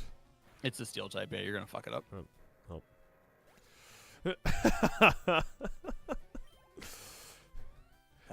When we get to the final 4, should I just see if I could beat it with just one Pokemon? I mean, that would be OG. I'm a kid, and it's the first time I've played Pokemon. Mm-hmm. You know, you just have your starter leveled up beyond like all belief. Yeah, possibly. We'll have to see what happens. Yeah, maybe I'll just Another one. I'll just put all the all my other Pokemon in the box for the final run there, and we'll just beat it with Kate Ooh, coming that'd here. be this dude 1v6 all of them. Yeah. all 4 of them, and then obviously, we didn't name him Blue or Gary. We named him Magic. He'll be waiting for you at the end. He'll be like, I've been Pokemon champion for like 5 minutes, and you beat him. He's like, I'm gonna kill myself. Oh, I can't. You're not supposed to say kill yourself. That gets you demonetized. Pulls out a gun. Not that we are monetized, but Yeah, you have to say unalived yourself. I have to unalive, or I have to game over myself. Are you ever gonna sit down and watch the Avatar movies? No, I have like you will never get me to do it. In the most recent one, out of nowhere, one of like the kid avatars takes a gun into the woods and is about to kill himself before he gets interrupted. Should have done it. It's a wild moment. in Like Avatar that is movie. not the tone of Avatar, and he puts a gun under his chin and is about to pull the trigger, and I'm like, Some of Jesus avatars just become Christ. like, oh, water, big whales, graphics and CGI is coming right at you. Watch out. it's probably one of the prettiest looking movies that you'll see. Pretty gay. No, I'm just kidding. A lot of Ursa rings in this this little track. A lot of bears. A lot of bears. Can I say something? Yeah, sure. Philip Rivers deserves flowers. Aren't we like anti? The old guy still got it. I'm anti, but 44. He was like coaching a high school, sitting on his ass with his 27 children. Uh-huh. And they're like, hey, come back and play football. He played like bleh the week before. He played like solid yesterday at 44. Like, give him some flowers for that, right? Like, the dude's a gamer. You got to give him some flowers for that. Yeah. Yeah, I think that he's played much better than it could have been expected of him to do. Yeah. You know, I still think Brady should come out of retirement just to show, you know, what what goats happens, yeah. can really do. But yeah, like just find a team. Like he doesn't even have to care about the receivers. And he'd be like, "How's your offensive line? Good, dope." About to shred. Yeah, I mean, like, couldn't he play for the Raiders since he owns a part in that team? I feel like he could. I feel like if he moved to, that's like a whole weird thing. Because I remember when he got part ownership stake, people were like, "Oh, but he's an announcer," and they're like, "Yeah, well, they're going to keep letting him announcing because that really doesn't affect anything. So calm down." Right. But apparently he's going to be like more involved. I've heard through rumors. That may not be real, but It's good because he's not very involved in the announcing part of it. sure. He's bad. So He's bad in the booth. That's what I'm I getting think at. he's good. You're wrong. I think he's good. I enjoy. I think you just hate him because KB, right there. know. That was 2 ball. That's when the pass goes to the Yeah, sideline to a receiver. KB. me and you are going to be in a never-ending battle because you're like, Greg Olson's great, and He's I'm the like, best yeah, one. Greg Olson's fine. He's fine. Like, I will say, you know what, like, you've said this before, and then I've seen people online say the similar sentiment, and I was like, I guess this is like a thing, and I'm in the minority of people talking up that Troy Aikman's been like really good this year. I think the last few years he's been a lot better. Yeah, they're like ever. I guess like since he got to what is he on Amazon now? ESPN. ESPN. That's right. Yeah, that's right. They stole him and Joe Buck, right, to do Monday Yeah. night. Yeah. Everybody's like talked him up. Meanwhile, the internet constantly is just like, Al Michaels should retire. Yeah. Al Michael should retire, man. Like, what is he gonna say? Have you seen the like- clip of the Raheed Shaheed call? Yeah. It's not good. Like imagine like this week when he gets to call the Denver Broncos against whatever the fuck his name is, quarterbacking for the Chiefs. Yeah, whoever that guy Like is. he's gonna be asleep by halftime. Yeah.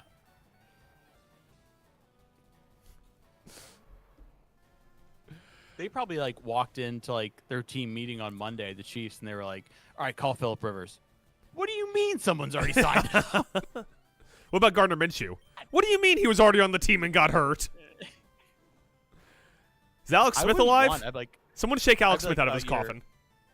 yeah, because didn't Minshew like I know after he got hurt, this was like the early reporting is what they feared could have happened. I don't know if it's official, but I heard that he may have tore his ACL. Yeah, he Is that tore what his it ACL. was? That's official.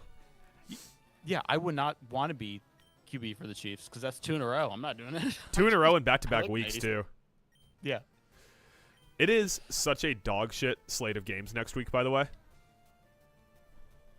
In general, like I know, like Christmas Day is rough. Yeah. No, but like in general, it is a rough slate of games. I think outside of like Bills Eagles is a good one. Bills Eagles is like the good one. It's funny because like reverse time, like 4 weeks ago, they'd be like, "Ooh, Jags Colts," but now it's like, never mind. Oh, you're so wrong. There's another great game. Really, the best game of the week, Adam. What's that? It's Giants Raiders. Number one Number pick one on pick the bowl. line, baby. The Fernando Mendoza Yes. Bowl. They need to flex it. Hey, Sunday night. is Jackson Dart just like irrevocably broken since they fired Dable? I don't know. Did I put that on that podcast that I fucked up and didn't get to? Didn't get to. I think I put that on the wheel, right? What, Jackson Dart? No, yeah, I put I thought I put like cut bait or commit for like a few young QBs. I put like Dart, McCarthy, Shadur, stuff like that. Like commit to Dart. Or if like you end up with the number one pick, do you just say like, we're gonna take Mendoza and we'll move Jackson Dart?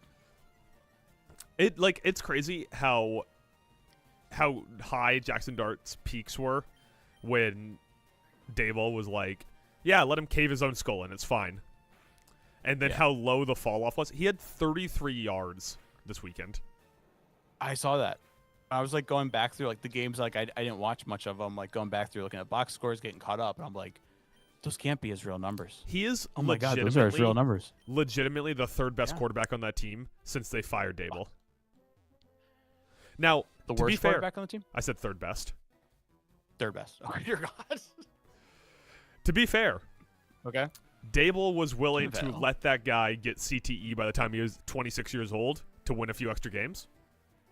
I think Dart was willing to do it. Oh, look, it's Knuckles. Not Knuckles. He's not red. It's if Knuckles and Sonic had a kid together. Gross. Keep your fanfic to yourself, Adam. But like, I don't think that they're going to give up on Dart because like that was the first round pick for them, and I think they're invested in it. Mm-hmm. But they need to hire the right coach, or Dart is like legitimately a not even an NFL player right now, man. Lane Kiffin.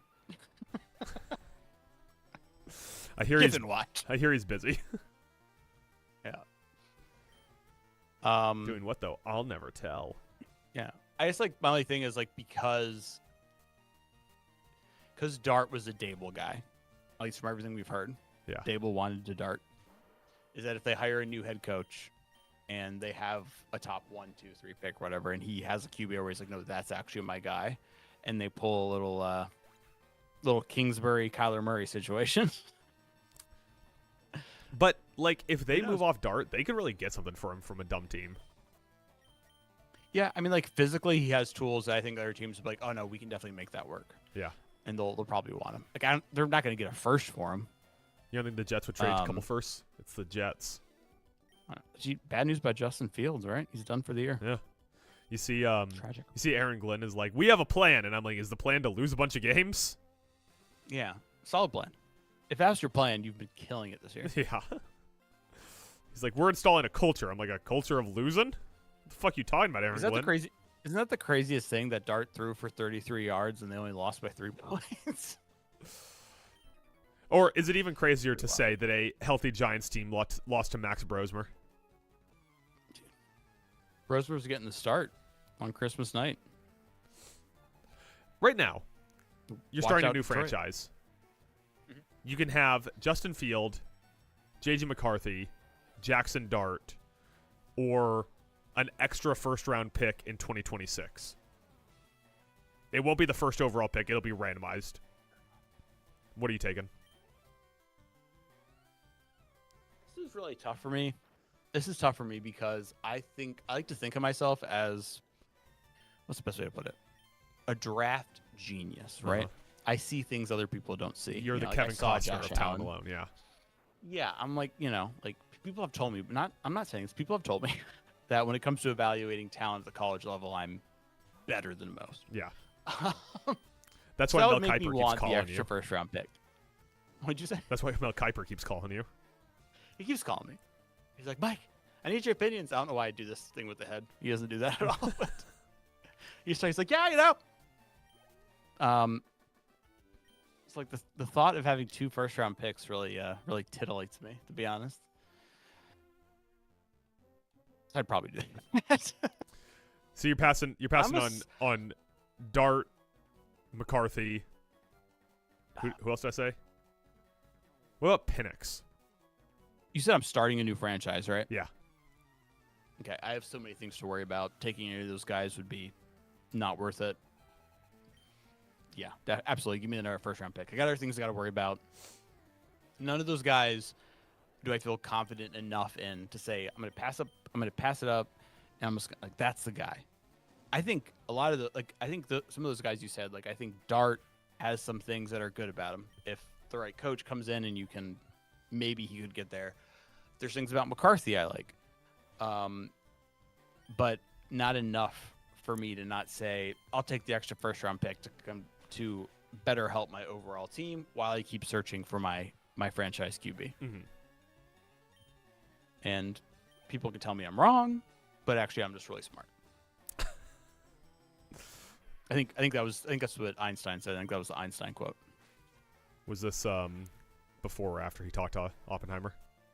It was when he talked to Cillian Murphy. Yeah. And they pissed off Robert Downey Jr. Yeah, and he was like, some people tell me I'm wrong, but I say I'm actually very smart. What was that? I think it was like Italian mixed with German. Yeah, it definitely had a little bit of Italian in it.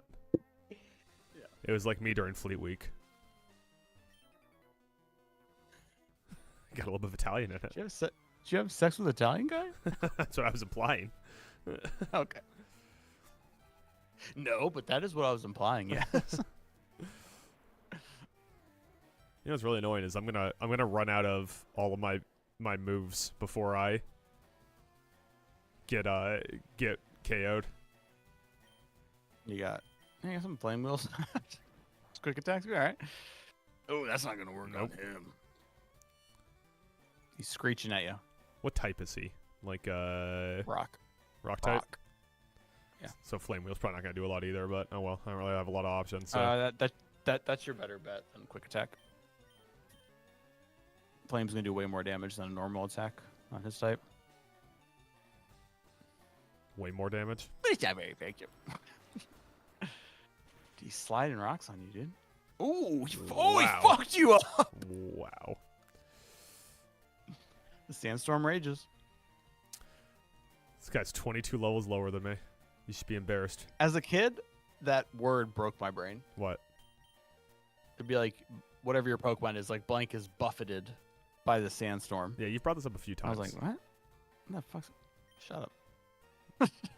This is like your third time bringing up the whole buffeted thing. Dude, is Caleb Williams clutch, though, Adam? Because Colin Cowherd... Here's the thing. Yeah. The last few weeks, Caleb Williams has been playing like a good court. Like we can't just say it's all piss pants anymore. No, yeah, he's changing he's changing the narrative. He's playing really well. Yeah. He's out there EC3 in it. I know that like that wasn't like a super exciting like high scoring game. I get it, but like the physicality in that game was fucking there. Like from the get go, like that was like. If you're gonna have a low-scoring game, that was like the rivalry, physical, we hate each other style game. It was fun, physical, and I it was enjoyed that one. Exceedingly well schemed. Yeah. And so fun fact. About I just can't help. I can't help but point out, in the days since, no one is doing the whole. Well, if Jordan Love had played the whole game, I haven't heard that a single time. That's interesting. Yeah. I haven't heard that either. Because I mean. They weren't doing much before he got hurt. Yeah. And then Malik Willis comes in, drops a dime, gets that one tutty. Yeah. Yeah. So the funny thing about that game, though, if I'm being completely transparent with the internet, is that I fell asleep. And I was awoken at one point when Caleb threw the touchdown to tie it. I was like, whoa. Fell back asleep. And the next thing I know, I was woken by like a thunderous noise when Green Bay fumbled Yeah. Yo, for the Bears to get the ball back. Like it was like, dude, they talk about it was a Road Warrior pop. It was a Hogan 87 pop. It was fucking loud, dude. It was wild. Yeah, I watched host of the podcast Tyler Carcara like slowly collapse and then reinflate. It was like if someone had popped a hole in a bouncy castle and then slapped some of that duct tape on it from the commercials, the Flex Seal. Just sprung back up. Yeah. Yeah. I mean, you could just like the sound of that stadium, you could tell that was a like a passionate fan base, which like the Bears are a very passionate like fan base. Mm-hmm. Like who have just been in the shit for so many years. Yeah. We're ready to get out of it. Like they went nuts. It was awesome. Yeah. It's the kind of stuff that makes you romanticize sports. Hey, Kyogre. Kill him. I mean, I'm gonna try to, Mike. That's my intent. He's making it rain. He's peeing. He's peeing all over the place. I'm going to piss on you. What? Chappelle Show? No? All right. I remember that one. Yeah. It's the R. Kelly joke. I figured as much. Yeah. If you say someone pissed on someone, my first thought is R. Kelly, so. Yeah. R.I.P. R. Kelly, IP. He's still alive, to be fair. I know. It's super effective. It's kind of funny just to see a level 25 Kyogre. Like, I don't think that's, like, in the game any of the games anywhere. Well, no, because like if you were playing the base game by the time, like, well, not this game, but like when he showed up, you might have been able to get him in FireRed because that came out post Ruby. I don't know. He's got 2 Kyogres. Dude, how do you get 2 of a legendary Pokemon that there's only 1 of? This guy. How did they procreate if there's just 1 of them? And how old are they? I guess, I mean, asexually, I'm guessing. And they just split? Yeah. Or they just hammer on it for a while? Just hammer on it? That's what it is. I'm sure there's some very informative photos that we could find of how Kyogre reproduces. I'm on it. I'll put him in the Discord. He's just don't listen to him. He's googling that porn star again. That Carson Beck's dating. Why can't I hear this video? What video? I'm trying to send you the I'm from around the way video, but I can't hear it. That's YouTube short I found. Maybe on another day, another life. Such a lonely day. What happens if I get to 0 moves? And it's mine. You just have to sit there with your thumb up your ass while you die. Is that really it? Yeah. Have fun. Welcome to The my walls house. behind the empty wall. Different song. Song's not very good. That's the thing about it. You're wrong. Does he have any other songs, or did he just do all the stuff with System of a Down and then Empty Walls and then go? And that's Curtains for Surge Tankian. He's there one where he's like, "These walls are full. Who filled the walls? They were once empty, but now they filled the walls." You know, I just remembered. Our dumb teams have been playing each other in basketball for a little bit now. I'm too busy watching the Sabres try to go for 7 in a row. They're tied 2-2 right now. Timberwolves up 31-28. Bullshit. No, I was kidding. It's all the refs. I didn't care. We're NBA Cup champions, baby.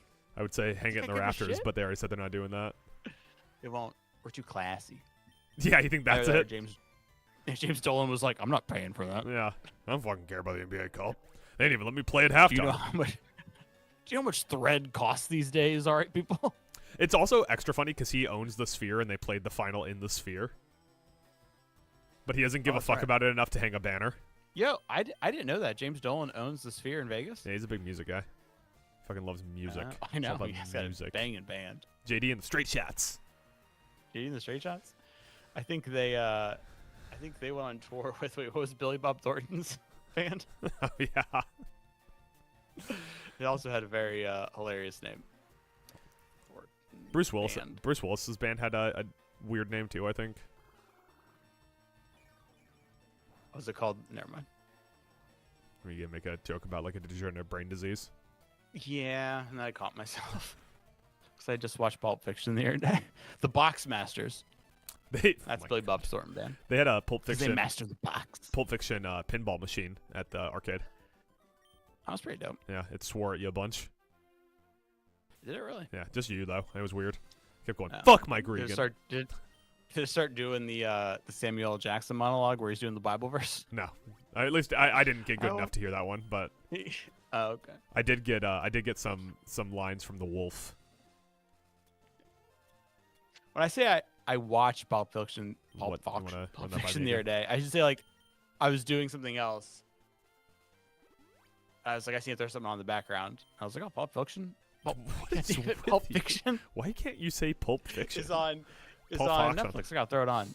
And it's one of those movies where it's like I'll throw it on the background, and then like a little bit into it, you're just like, I'm not doing what I'm supposed to be doing. I'm staring at the TV. It's one of the rare cases where, like, would you say that's? We've had this conversation. You're gonna pick on me for bringing it up again. So you're not gonna finish the thought then, or? That's Tarantino's most known film, right? Yeah. And is it one of the rare cases where his most known film might actually be his best film? Oh, I don't think it's his best film. Would you say his best film is? And don't say Jackie Brown because you're lying to sound cool. Inglourious Bastards, probably, or Once Upon a Time in Hollywood. I disagree. Once Upon a Time in Hollywood is really good. I would say those are his. I would best say. two. I think Once Upon a Time in Hollywood might be his most underrated film. I think it's the only one that anyone's won an Academy Award for, right? Really? Yeah, because You might be Brad right. Pitt won Best Supporting, I think, for it. Oh, okay. Well, man, it's got a spin-off, so. Yeah, directed by David Fincher for some reason. The Finch. He's a Finch man. Which is like a big shift from like a Tarantino Yeah, to Fincher. I don't want that movie to come out. I don't want to see that. I don't think it's gonna. That's it's not a movie. It's a series on Netflix. Okay. I don't want it to come out still. It's just that doesn't. Look need at to the exist. upside. It's episodic, so you won't watch it. That's true. I won't. You don't have to worry about it. I'll definitely watch it and let you know how it is. Thank you. I appreciate you. You're a good friend, Mike. Yeah. You've been a better lover. I should say, I think my favorite Tarantino, it might be Django. It's tough. Yeah, Django. Django's so good. I would also put Django over Pulp Fiction. Like, Pulp Fiction's really good for what it did for indie yeah. industry and launching Tarantino's career, but I think that, he's made enough movies that are superior to it at this point. That's not a bad thing. Like, that's how you want directors to work. Yeah. You want every movie to be better than their last one. I would argue that, like, Reservoir Dogs also did a lot for indie and, like, launched his career. Yeah, I would say Reservoir Dogs and Pulp Fiction are the big two that were like the oh my god, look, they can make these really awesome, gritty, violent movies on a shoestring budget with name actors. Yeah.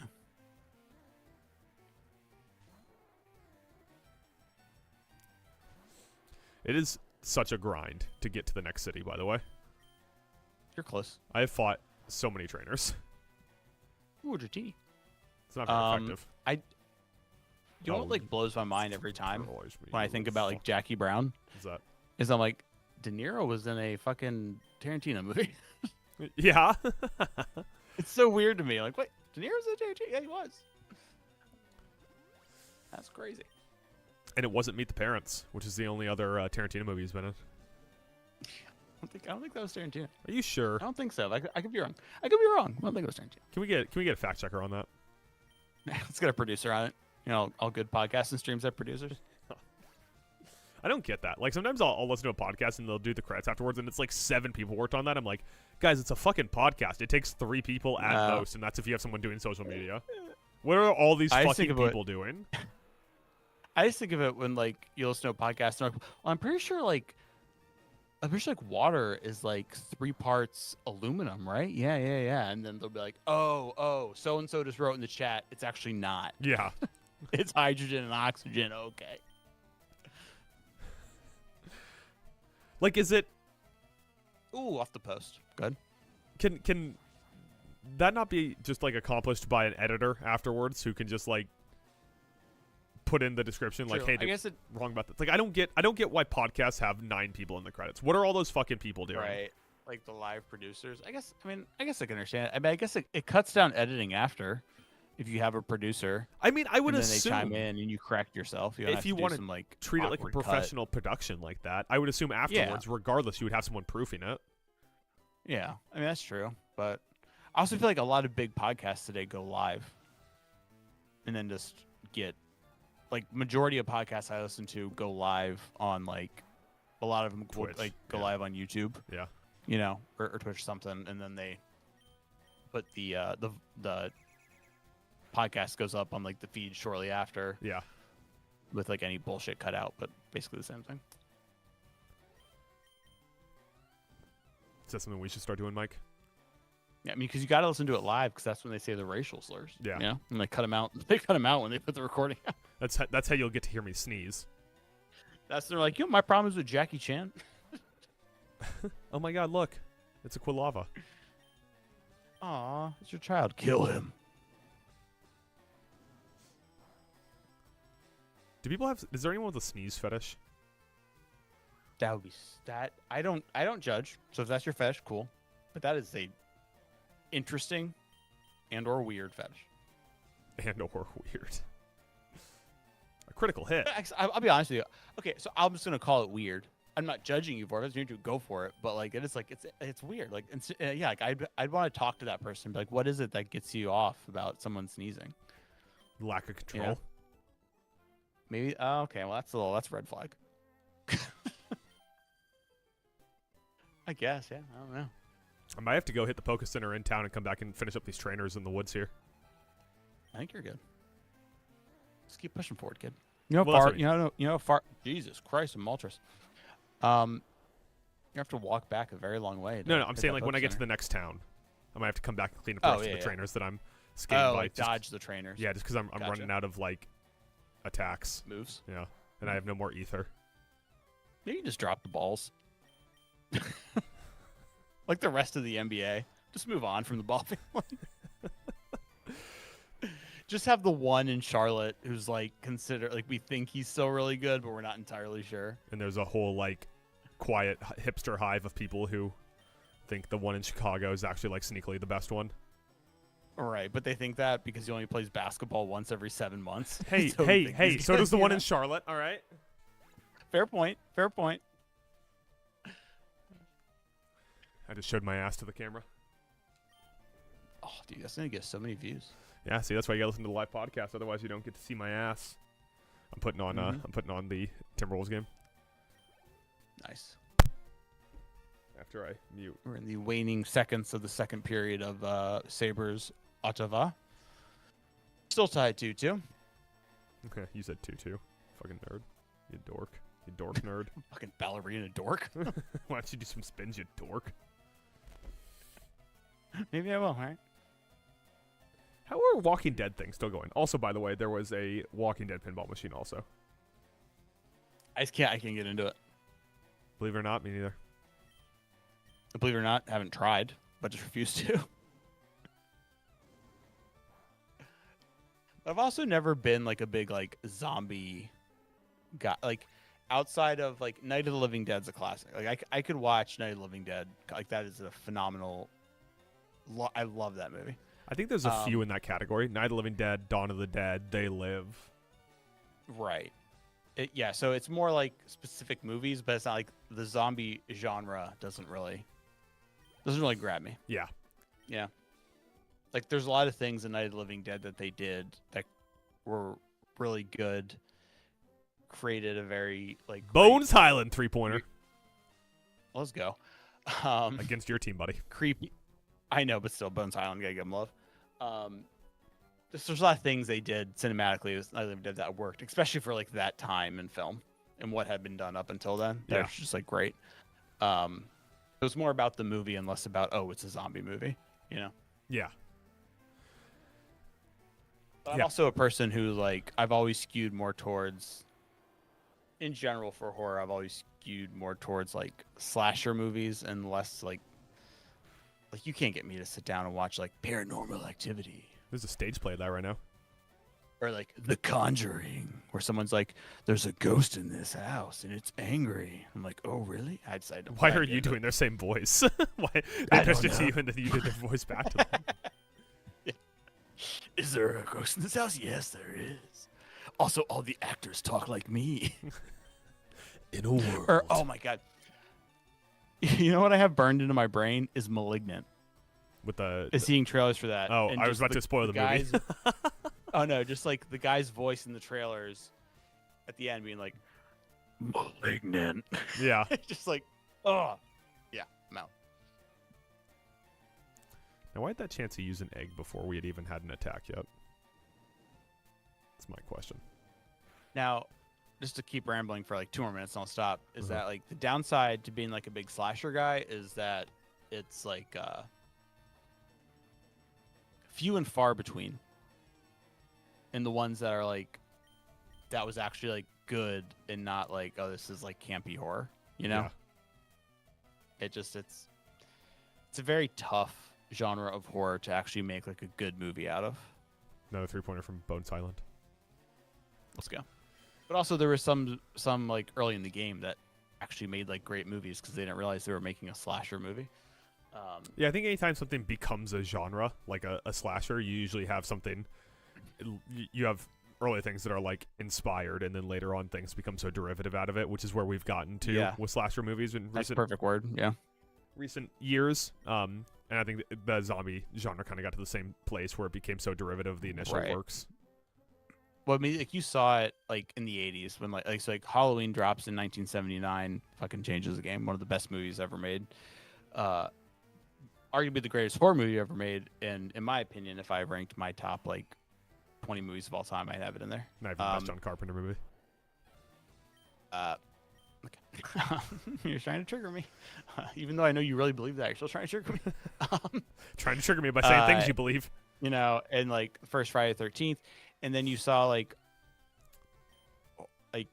the budget were so low on those movies, they made like buku bucks, and so all these other studios jump in, and then you start seeing everything from like Happy Death Day, like New Year's Eve, like Silent Night, Deadly Night, like all these just like, which I can watch and actually enjoy because I actually do enjoy watching just like crappy campy slashers. I think those are fun movies just to watch sometimes, but they weren't what the people before them obviously were.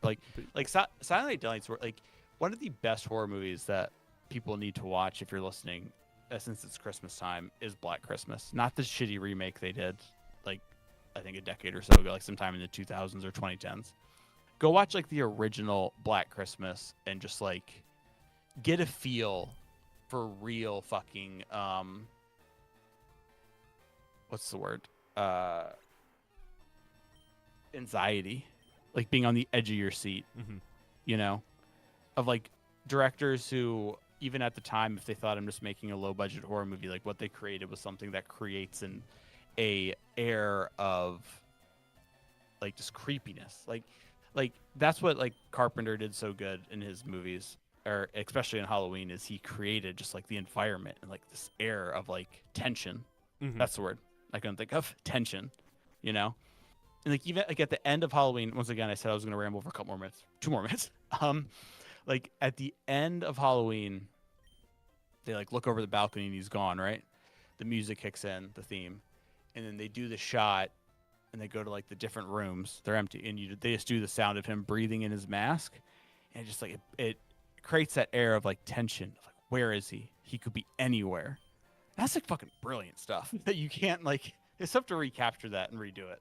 Yeah, that's people struggle, but like that's good shit. I mean, even if you look at like what they did with like Texas Chainsaw Massacre at the time, was it's just like a phenomenal movie, and it has like a grit to it that is so hard to like recapture when you try to remake something like that.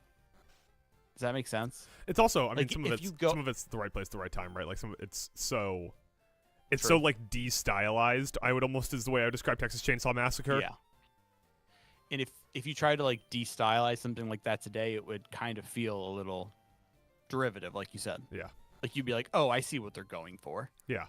Like it would have to be like a very subtle touch to make it work, and that's a very tough thing to do.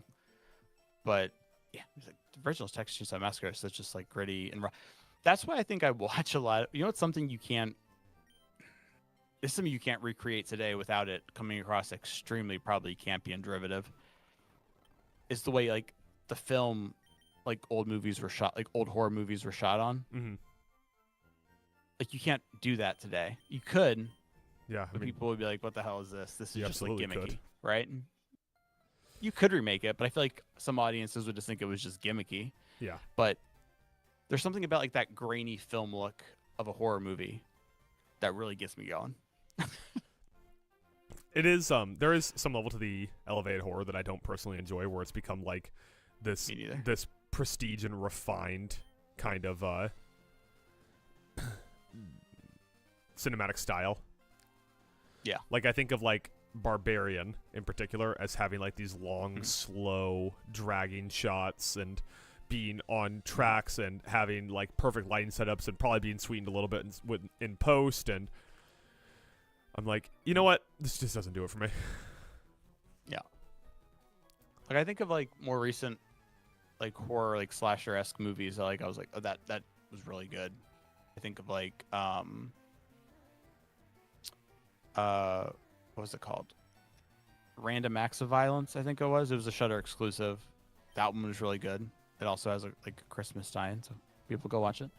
I thought X was a really fun, almost like love letter to like 80s horror with a lot of what they did. I really enjoyed X. Even like I rewatched that like last year, and I was like, I really do enjoy this movie. This is fun. I still think of like another good slasher that's come out since then. Yeah, I feel like so many people have gotten up their butt. That's the other thing is I feel like people have gotten up their ass about horror movies. Like you said, like elevated horror. Yeah. And what that does is it doesn't allow the room for people to come in and say like, all right, like I have a, like what made a lot of like old horror movies that we think of as like the people that inspired the genre is they came in with like basic ideas, you know, Or like the idea of Halloween. Yeah. Yeah, but like Halloween, like the idea of like a Halloween and stuff. Like some stuff was like had like this really basic premise. Here's what I want to say with it, and here's how we're gonna do it. And they do that basic premise so well that Yeah. it does something, you know. And I feel like when you get into the now where it's like, oh, it has to be elevated horror. It's like, well, now you're just sniffing your own farts. It's not as interesting. Yeah, and I kind of That's get just me. a little sick of generally pretty affluent or successful or people that were born with a on third telling us about how, hey, these are important issues, especially when you talk about people that are generally pretty privileged making movies about here are what the important issues, which has kind of become my problem with one battle after another.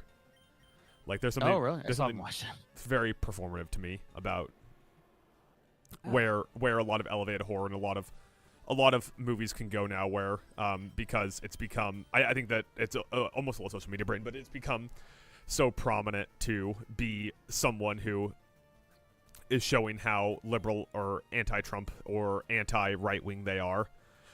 That It's virtue signaling yeah, it just like a lot of these in movies, movie form. a lot of these movies aren't about like let me try to say something. They're about like let me try to show some people something about me, and I think that when that's something about you is you want everyone to know how woke you are, it can get a little obnoxious. Yeah. And I don't think there's anything wrong with making a movie that doesn't go on Christian. You don't have to make a movie that says something. Yeah, just I mean You like can make a movie where your goal is to be like, I got this story and I got this character, and I'm gonna like delve into it. And I'm gonna flesh this out. And I'm gonna make a good movie. It doesn't have to be, oh, this movie has a subcontext and like this message about greater society. You don't have to have that. that's kind of what I enjoy about like Martin McDonagh movies recently in particular, and Coen Brothers movies to a level too. Is like there's nothing preachy in those movies. They're not trying to say anything. They're just like, what if we made a movie that was a good movie? Yeah. Like in Bruges, That's fine. Banshees of Inisherin and Three Billboards Outside Ebbing, Missouri. I couldn't tell you what any of those movies are trying to say. Like, I guess maybe sometimes it's things like, oh, violence begets violence, or people deserve a second chance, or, you know, listen to someone finish their sentences before you kill yourself. But they're not, like, out here with any kind of particular message. There's no, like, ethos coming through in the scripts, and I find those movies endlessly entertaining. I would say, like, there's a pretty good split in my top movies on the year. I mean, like, a lot of them do have something to say, but, like, there's movies that have fallen way down my list because they tried to say something and had nothing to say. Yeah, like you can also make a movie that has something to say about it. It can be motivated by something without it making a message about like society or like something, you Right. know? It could just say Like something for about who example, like you are as a person. yes, or like I think of like not to like I know I don't care. I'm gonna bring the movie up because it is literally like one of my favorite movies, if not my favorite movie of all time. Everything, Everywhere, All at Once Hmm. had nothing to say about society, Right. right? You know, but it had a message Right. that talked about mental health and like the relationship between the mother and the daughter, and there's the whole metaphor with the donut that just swallows everything up. And there was a subtext to what that meant, but it wasn't some kind of virtuous signaling greater message on society of what we're doing wrong and what needs to change. I mean, it's like I enjoyed the shit out of weapons. I don't need the weird shot of a AK-47 above a house. What the fuck does that mean? Yeah, I like that whole movie being a like a kind of allegory about school shooting, I think devalues the movie a little bit. Yeah, like I enjoyed the movie, but I think I came out of it and I don't think of it as an allegory to school shooting. Yeah. Even if that's what Krieger was going for, I don't look at it that way. I enjoyed the movie a lot more. If you try to tell me it was some sort of message about school shootings, which there's a lot of moments in that movie and aspects of it where you can say it was, I'm like, well, that makes it not as enjoyable for me.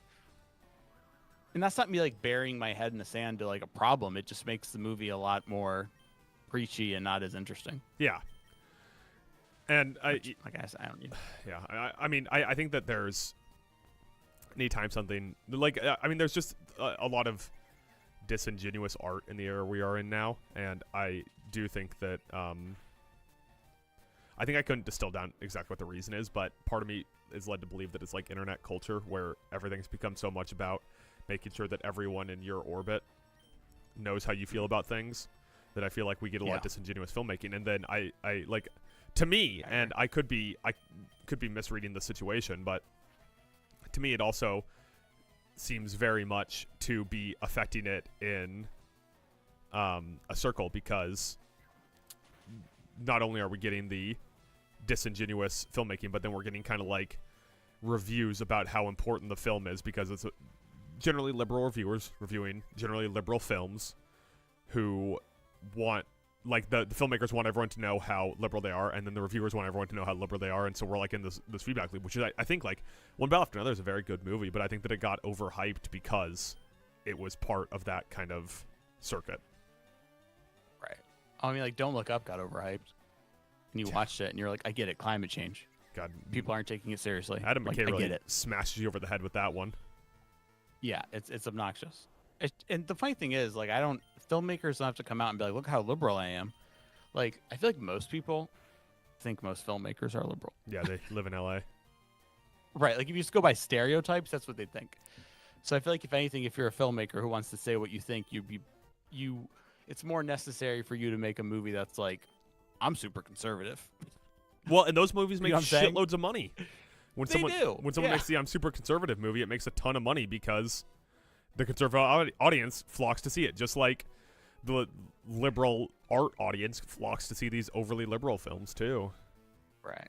And there's also, like, in today's world, I feel like, and maybe I don't know, I could sound dumb saying this, but I feel like with, like, social media today, like, the prevalent problems of the world are constantly, like, displayed to us 24/7. Yeah. The bad things happening in the world and the change that needs to happen, so we know it. And same thing with like actors and filmmakers, their opinions are out there. Right. So I'm not saying you don't need to put it into a film, because if you make a really good film and that's like the message behind it and you do it really well, it can work, but you don't always need to. Yeah. Like, we already know it, you know? So, like, just focus on making a good movie. Just have a good narrative story. And, like, if it's inspired by something, that's great, but, like, subtly put it in there. Don't beat me over the head with it. or don't make a movie just so you can make some kind of message that you feel like you need a virtue signal and make. It's just not necessary. Yeah, that's kind of my thing. Like, I feel like always the most impactful and highest quality movies are someone making a story that's in some way personal to them or in some way has like a direct impact on them. Like, I think that, you know, Jessie Buckley, while she's not the director of it, in Hamnet was just coming off having a kid, so it was easy for her to imagine the kind of strife that someone could be going through with the death of a child. Or Alexander Garland and Danny Boyle in 28 Years Later, making a movie about that deals very intimately with like death and how to preserve in the face of an apocalypse. And you know, those guys have been pretty outspoken about some issues that they've had in the past with people in their life who have had addiction issues that have led to people dying. They've had I didn't mean to do that. They've had you know, issues during COVID and stuff like that, and like obviously that comes through in their art on the other end. Let me see. Hold on. Punch cannot be evaded. Wait, what you're trying to get Shadow Punch? Yeah, I'm trying to figure out if I want to get rid of anything with that. I get rid of either Confuse Ray or Lick. Since you like using Curse so much, I'd say Confuse Ray or Lick. Yeah, I'll get rid of Lick. I have enough things that can paralyze with all my Voltorbs. Yeah, I guess that like is a big thing. Like when like a filmmaker does have a message behind their movie, and if it does relate to a more systemic societal issue, it's like when it's something that they can say personally has affected them, it comes through more genuine. Yeah, and not virtue signaling. That's part of the reason you see that I will keep stumping for people to see it was just an accident after seeing One Battle After Another, because I think that there's something very vital about a movie that's actually dealing with personal and affecting politics in a real way, that is not only impressive from the sake of its filmmaking, but the more you learn about it, the more impressive it gets. Yeah. Versus One Battle After Another, which to me just ended up coming off pretty preachy. Or like another one like that is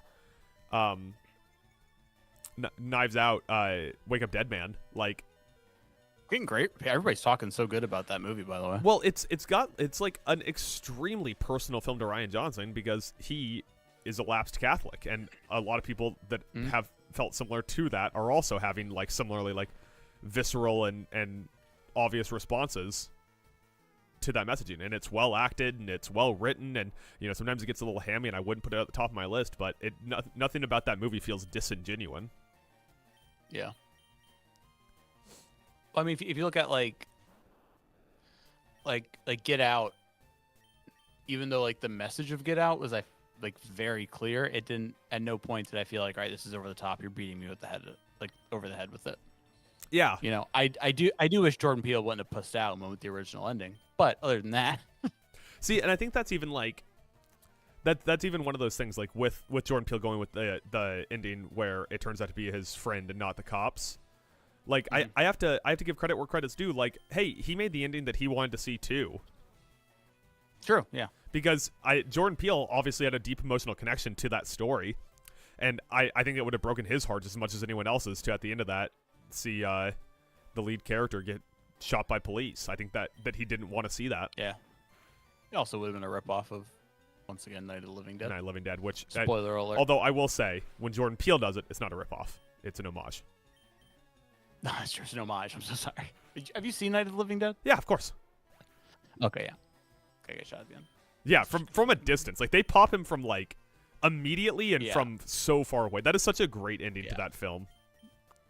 That is. Because also, that's the thing where it's like, oh, they thought he was a zombie, but you're also like, no, that's also what the real subtext is. Group of white guys carrying guns, killing a black man who's a very black guy, obviously not acting like the zombies. Right. So it fucking works. Yeah.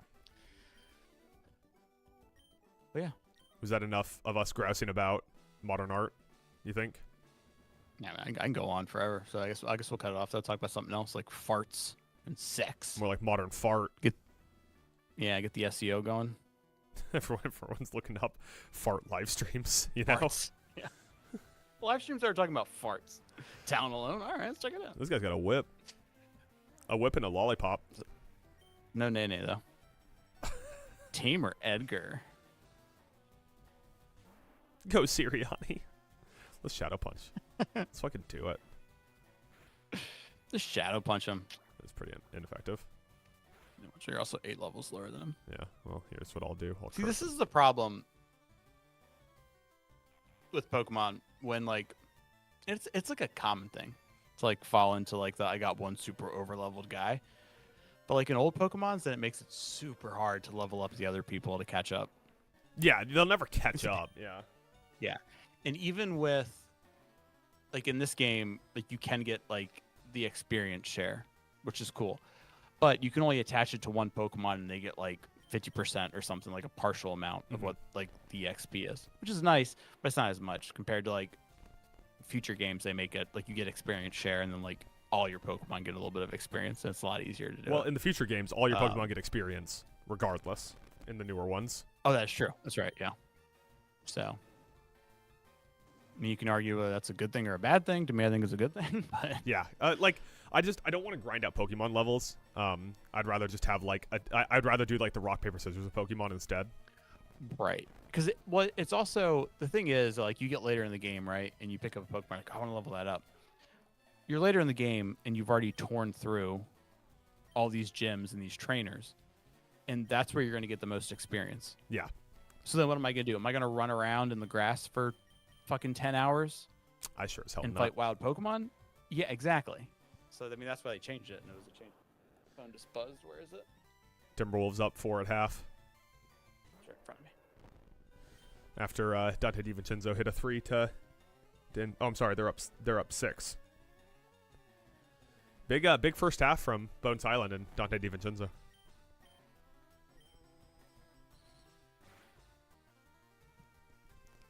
You know, if he keeps hitting this, the Bones will get his money. Bones? And the worms are their dollars. You mentioned the Bones were money The like 6 bones are times. their Yeah, money. because I couldn't remember if I said it. So are the worms. They can pull their hair up, but not out. They pull their hair out, they turn to bones. Johnny him or Johnny me? Is your name Johnny too? No, that's why I'm so fucking confused. Max Crosby, Raiders defensive end, doesn't give, quote unquote, give a shit about #1 pick ahead of matchup with Giants. Sit him. Trade him. Trade him. We're going to go and shut you down for this game, Max. Why? Because we give a shit, all right? You think we want Gino for another year, you fucking idiot? Gino had, once again, one of the worst picks of the weekend. That's what he does. Call him...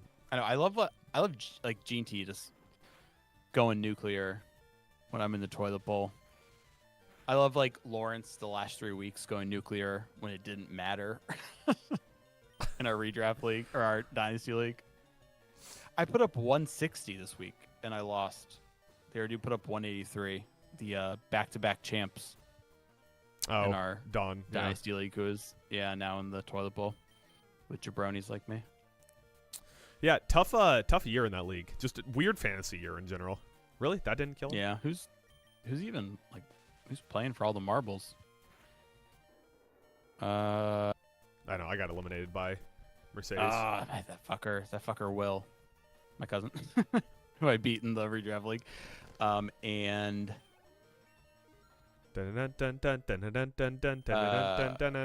our friend from Northern Virginia's brother, I think, is that who that is? Daria? Yeah. Yeah. They'll be facing off the next 2 weeks in the finals. Is our redraft league is just 1 week? Oh no, it's finals 17 and 18. Okay. Is it really? That's dumb. Oh, no, it's not. No, it's not. Just I think you said our redraft league just be week 17. Yeah. Yep. I'll bump it back next year and do a 2-week final. Yeah. Just seems to be what the people want. Yeah, I'm only gonna need 1 week. By then, I'll be up by 300 points. So it's fine.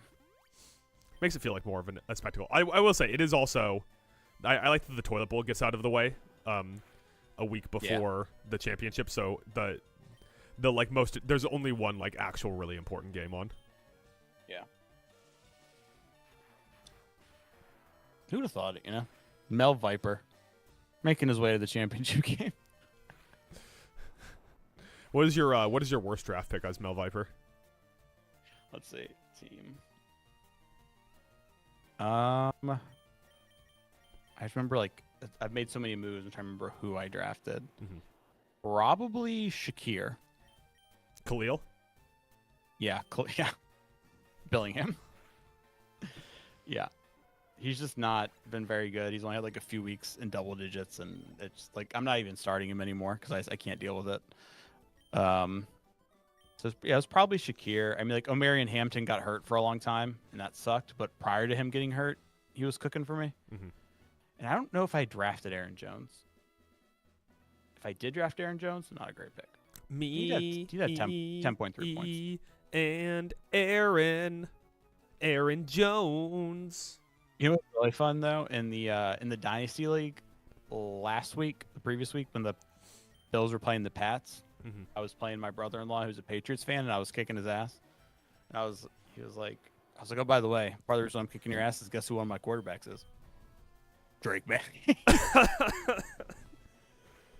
Oh wait, no, that's not right. Is Drake May my QB? Yeah, it is. Yeah, you have Drake May in some league. Both of them. That's why it breaks my brain. I have him in the redraft.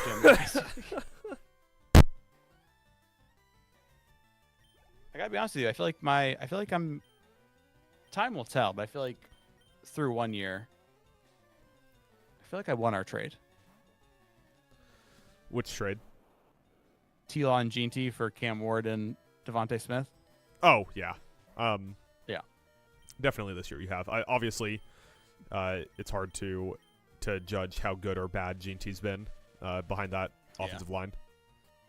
Yeah. He had a big week this week. Part of that was his like 60-yard receiving touchdown. Obviously, was a big part of that. But yeah, I always like when people are like, "Well, if you take away their best play," I do that all the time. I know that's your just to be like a actually dick. Yeah. Like, well, you took away their long, they really only averaged 3.5 a carry. So I remember I tried to do that last year with Saquon in the playoffs. I was like, well, really? But I think with his, even when I like broke it down, I was like, you look at it. Is there a way to tell how the touchdowns. path works in here? Oh, you're in the Fuchsia City gym? Yeah. Were you? There's not really a way to tell, but I mean, I can pull up a map. No, you don't need to. Yeah. But the thing with Saquon is I'd be like, I mean, really, when you look at it, you take out his like biggest plays. He had 1 touchdown of 60 yards, 1 touchdown of 50 yards, 1 touchdown of 40 yards. I figured out how to tell where the walls are. Oh, you did? Yeah. By walking into them? No, there's just like little white corners on the places that are walls. I'm watching your stream on Discord, but it's like in a smaller window, so I could not. Yeah, it probably doesn't do great bit rate wise. Mm-hmm. What did I descend from? The gym leader comes from a That's a long deep line question. of ninjas. What'd you descend from? I don't know, man. Carpenters? Fuck if I know. Game Freak just programmed me. They developed me. I'm trying to tell you. I came from the Matrix. Like that girl with all the kids who bent spoons. Yeah. Oh, I don't need to download it again because I have it. Will you download? I'm pulling up to see what kind of Pokemon you're about to run into. Let's see. About to run into the gym leader. I know that part. I'm setting Pokemon on fire one after another, brother. Burning them down. Yeah, just like Seth Rollins. Wait. Fuchsia City Gym Leader. I spell his name wrong. Koga, not Kuga. My bad. Stop right there. The famed invisible walls Koga. at Fuchsia Gym have you frustrated? No, I figured out the gimmick, brother. Leader Koga. Oh, I guess this randomizer makes it a Fighting type. fighting type gym, yeah. Which was really nice when I had my ghost type Pokemon. What, did you put Sirianni in the PC? No, he's just dead. That happens. I got one Pokemon alive. Yeah, he'll be all right. We're right around the corner from little GDQ, brother. Let's go. It's Finally, that $6 I've been paying every month. Yeah. It's early January. Gonna be back up on there. Only time I use Twitch. Same. I watch GDQ and I go, I should watch more Twitch, and then I never turn it on again. And that's gonna get followed up right up by the Winter Olympics too, which I will only watch if the NHL goes. Yeah, that's the only reason I'll watch it. Well, I do like curling. I need to figure out what the Boxing Day gimmick's gonna be. Can you do me a favor? Can you Google what Boxing Day is? Sure. What is Boxing Day? I feel like people who like Celebrated curling, on December 26th in the UK and Commonwealth nations like Canada, Australia, New Zealand, is a traditional gift-giving day that evolved from servants receiving Christmas boxes from employers and churches distributing money from alms boxes to the poor. But now it's largely a commercial holiday known for big sales, similar to Black Friday, and sporting events. Plus, it coincides with St. Stephen's Day. Now, you may be wondering, Adam, what is St. Stephen's Day? That's a great question. I just want to know what the difference between Boxing Day and Christmas is. Well, first you have to know that St. Stephen's Day, celebrated on December 26th or 27th in the East, honors St. Stephen, the first Christian martyr, as the day after Christmas marks Christ's coming to die just as Stephen died for his faith. It's a public holiday in many European countries known as Boxing Day. You can't come, blah, blah, blah. Okay. Cool. So, I don't know how we're going to bunch make of make-believe shit tied to it. I don't know how All we're right, going to here make we a Boxing Day gimmick. Boxing Day versus Christmas. Christmas is the main holiday focused on family, religious observance, and gift giving, while Boxing Day extends festivities with its origins in servants getting gifts, boxes, and charity, involving into major shopping sales, sports like football/cricket, and family time, effectively acting as the day after Christmas with unique customs. Gemini, you got to give me more information than that. That didn't even kind of answer it. Yeah, Google Gemini is not very good, is it?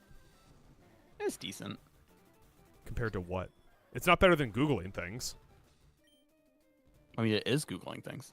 Pops up right at the beginning. Right, but like actually clicking on the information, it just... Oh my god, I'll go to the Wikipedia. Boxing Day was once a day to donate gifts to those in need. Guess we gotta do a charity episode. Or we give all the money to the Talon Alone Orphanage. They won't know. So we'll do a segment called like Boxing Day, and it'll be us giving out charity to bad teams. Is that what it is? Is that what we're gonna do? That's an idea. But it has evolved to become part of Christmas festivities. No shit. Yeah, I don't know. The attached maybe that bank holiday or gimmick. public. I don't know how we work that Yeah, I in. don't really know. We got to talk about the Yeah. surging teams. We got to talk about the Sabres. We got to talk about the Panthers. We got to talk about Yeah. the Wild. We got to talk about the surging teams. Wild, yeah. So I guess we can call it the Boxing Day episode, but we don't have to really do a gimmick to tie into it. Yeah, I suppose so.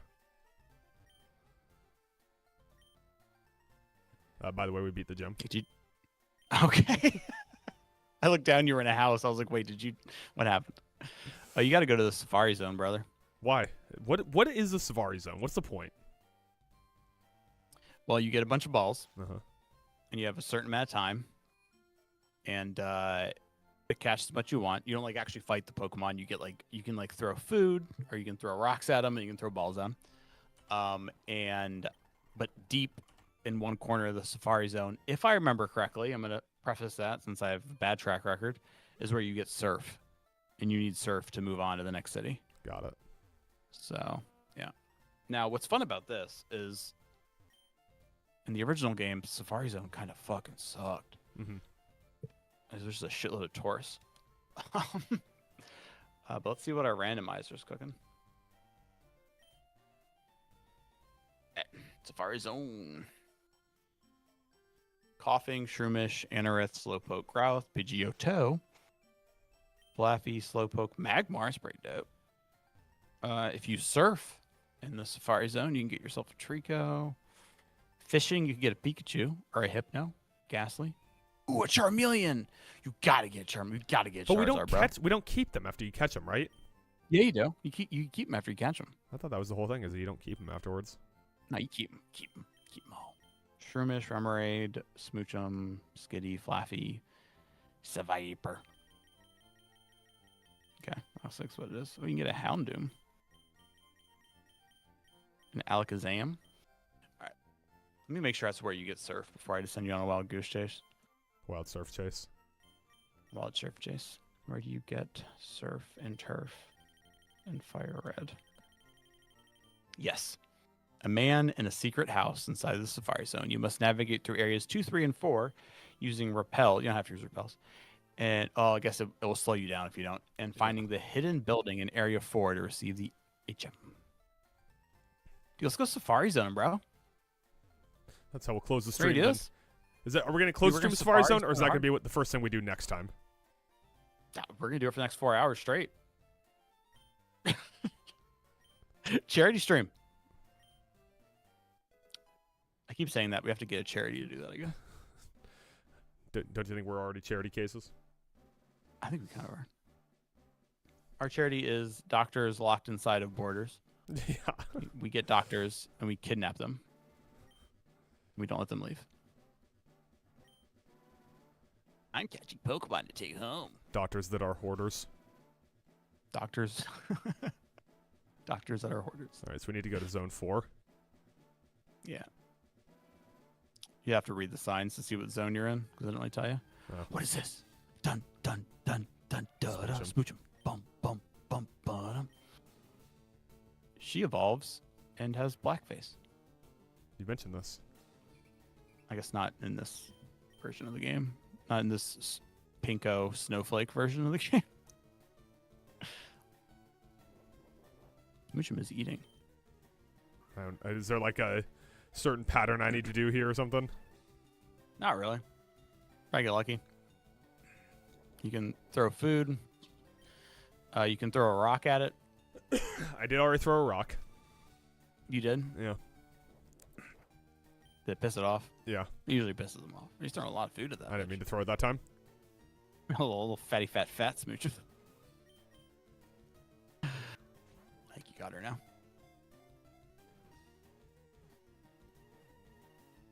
There we go. Bing. Smoochum was caught. Smoochum's data was added to the Pokedex. What's her nickname? Jennifer Hudson. Why? Isn't that Belichick's girlfriend's name? Jordan Hudson. Jordan Hudson, yeah, it's Jordan Hudson. There's definitely not enough room, so we're gonna go with this. Jorhud. Jorha. Jorhu? Jorhan? Still 2-2, 9 minutes left in Sabres, Ottawa. Found a leaf stone, it's pretty cool. Yeah, now if only we had something we could use that on.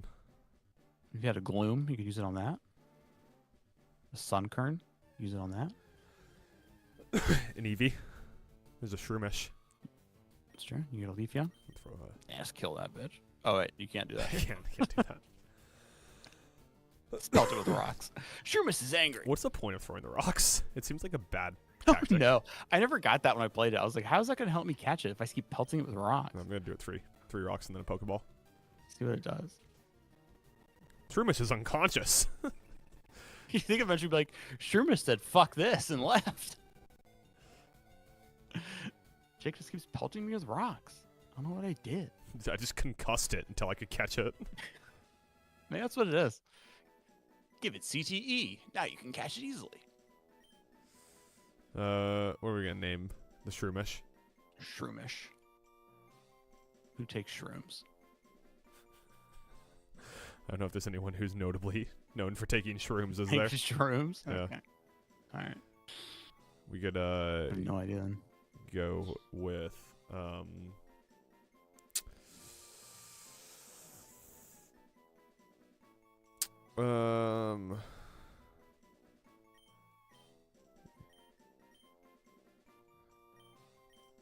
Murky Mark. Marky Mark. Got it. You take a lot of shrooms? Huh? The plants? Plants are killing people? Yeah. Huh? What? Why are these shrooms taste funny? I'm seeing things? I'm gonna peel my skin off? What? Just ordered sushi. Mark Wahlberg has just turned into Simmons, yeah. Simmons. Huh? What? Larry Bird? Why do I need to rest? It's the rest house. I don't know. Go in the rest house. See what they're doing in there. All right. Oh, we've caught a couple. You nerd. He's bushed from the effort. He's a nerd. Charmeleon. Fucking Flaffy. Whoop. Didn't mean to do that immediately. Maybe it'll work. It didn't. Nah. Arg. Almost had it. It's watching carefully. I like the idea you tried to capture that wild animal, and it hasn't left yet. It's like, And I'm going to throw a rock at it. stupid. Get in the ball. Dude, the rocks and bait have to do something, right? It catches them, apparently. Yeah. Just keep hitting him with rocks. That's what it does. Well, I'm going to have so many Rocks or bait, Pokemon just yeah. stored in a computer that are pissed at me. Flaffy. What does Flaffy evoke in you? Princess Diana. I have no idea. R.I.P. by the way. Not a great driver. I don't think she was Isn't there a driving. conspiracy theory about that one? That she's not dead. Or that she was killed intentionally. Yeah. Royal family didn't like her. She had liberal views. She would have loved one battle after another. I'm not going to catch two of you. Yeah, I should run from that one. What's this song going to say? Trainer tips. I don't care about trainer tips. Oh, you got to fish to get the Charmeleon. Of course. How did I not? Of course. How did I not know? Where else would you find fire Pokemon besides in the water? You fool. Pokemon hide in tall grass. Did you know that? Yeah, I appreciate them telling me now. Yeah. There.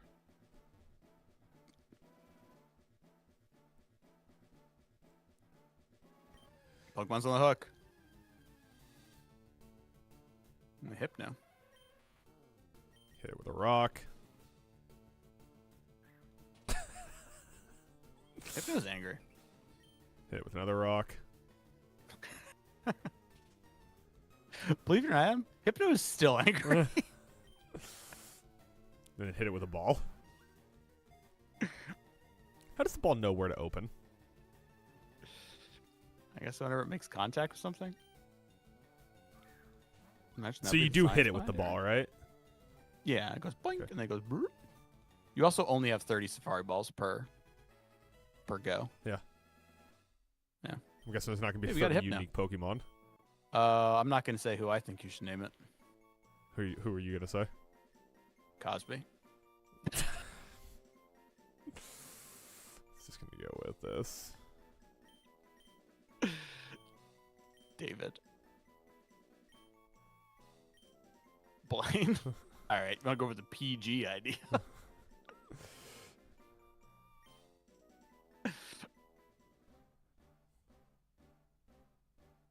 Trying to get your Charmeleon so that you can finally come.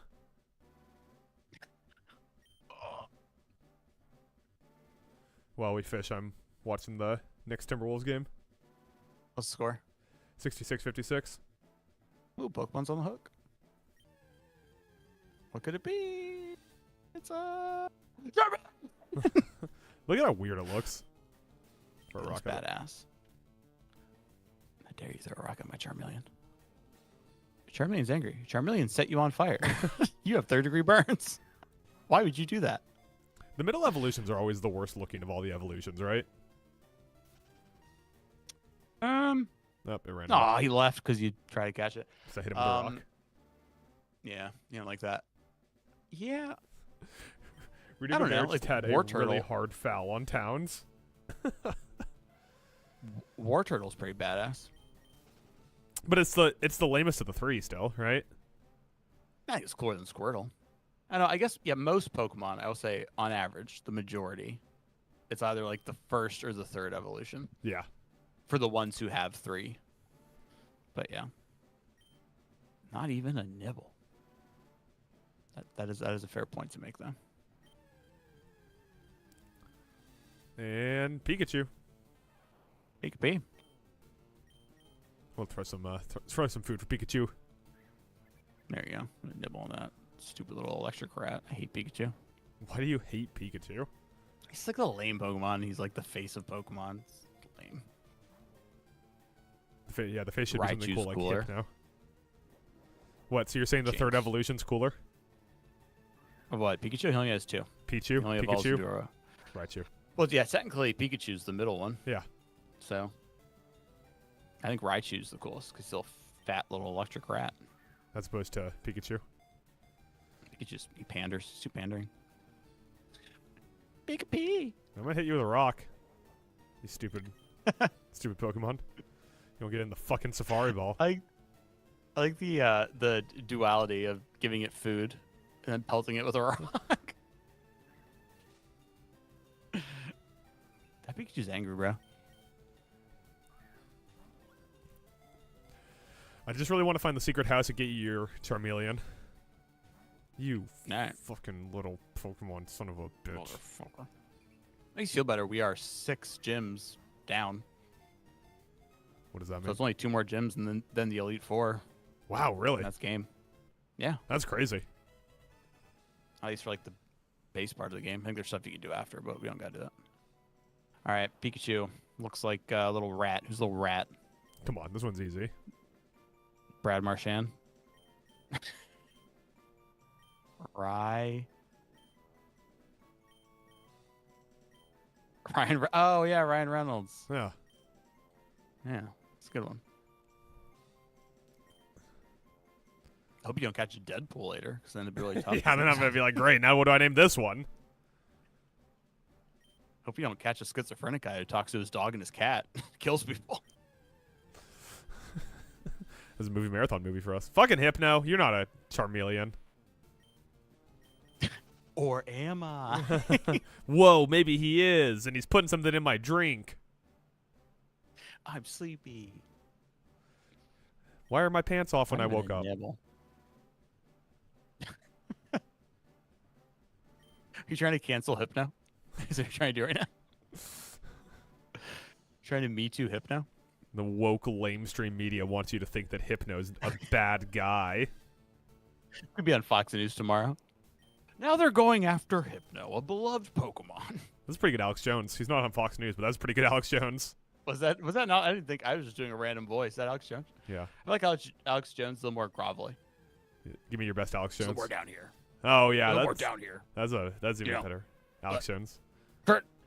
Turn the frogs gay. That was really good. Turn the freaking frogs guy. Gay. All right. All right. Let me tell you about this Sandy Hook thing. All right. Got all worked up there, but good thing we have InfoWars brand Calm pills. Now available for $49.99 a pill. These things are going fast. They're the only thing keeping the lights on. So many Pikachus. What Pokemon would we have to catch to call it Alex Jones? I don't know. Is there a crisis actor Pokemon? I don't know.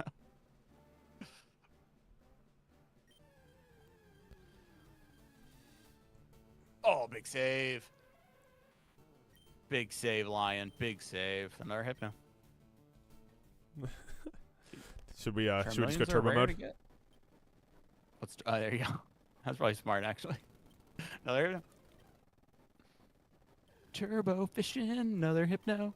Turbo fishing, another Hypno. Pikachu, no one wants you. Turbo fishing, another Pikachu. Turbo fishing in the Safari Zone. Another Hypno. What the fuck? Turbo fishing. Turbo fishing. Not even a nibble. Not even a nibble. Right. Ghastly? We already got a Gengar. Russell take Nope. Ghastly too. It fled. It doesn't like you throwing rocks at it. Turbo fishing. Got another Pikachu. Turbo fishing. No one's biting. Oh, Jesus Christ. We had to find new body of water, dude. I don't think this one's... I'm just not feeling this body of water, dude. Can you pull up a map of the Safari Zone?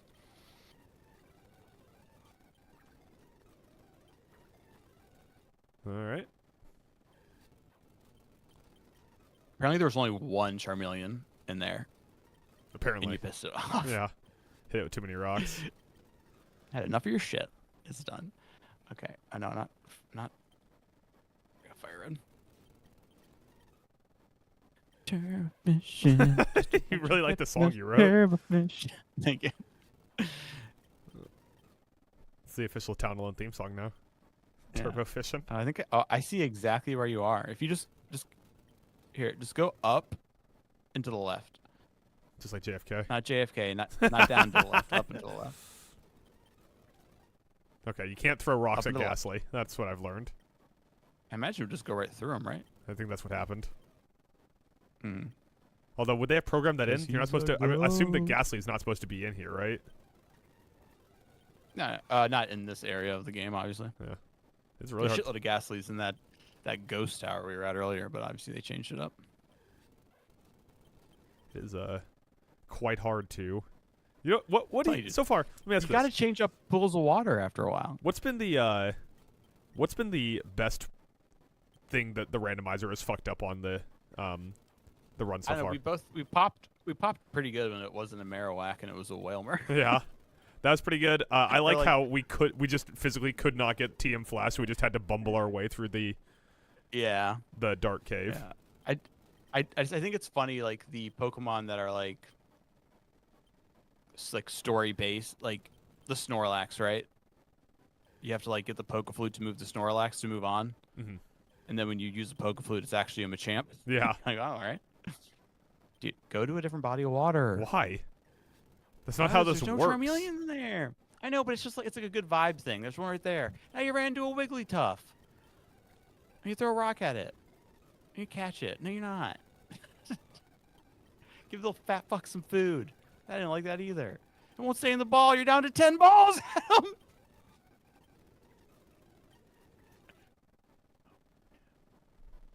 Okay, wait. Can you just direct me to the secret house so we can make sure we at least get the TM? Okay, sure. All right, secret house is right. Okay. All right. That's secret house? No, that's not secret house. Okay. This is not a good map for this.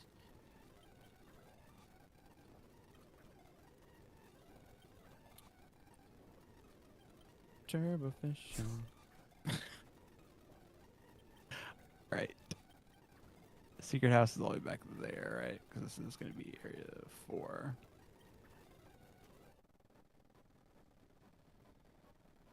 Right, so you're going to want to come in. I'm trying to figure out where you are now. Trico. Oh. I think you're actually really close to the secret house. Oh yeah. Oh, Trico, catch that. That's a Gen 3 starter. AKA the first gen you played. Yeah, throw a rock at the bitch. She ain't like literally, I think if you just go up and to your right, The you're opposite going of to hit the JFK. secret house. The opposite of JFK, yes. I think I hate Pikachu. If not, I think the secret house is this one over here. It's one of these two. I just got to figure it out.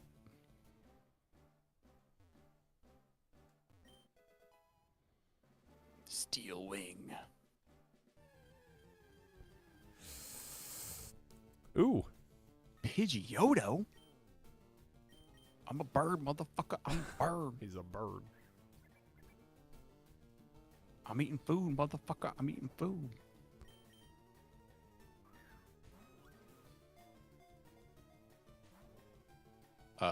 Fair warning, Adam. Mhm. If your ball count hits 0, you get kicked the fuck out. Let's hit this bird with some rocks. All right. It's angry. You know, they only give you 30 balls, but they give you unlimited rocks. What's that about? I don't think they knew that I came in with rocks. I think I filled my pockets with rocks ahead of time. You go to leave, they're like, hey, we got reports of someone throwing rocks at Pokemon. No idea what you're talking about. That wasn't me. Come again. I could have done the racist Simpson character there, but I didn't. Apu? Didn't they cancel him or change his voice? Yeah, he's no longer a character on the show.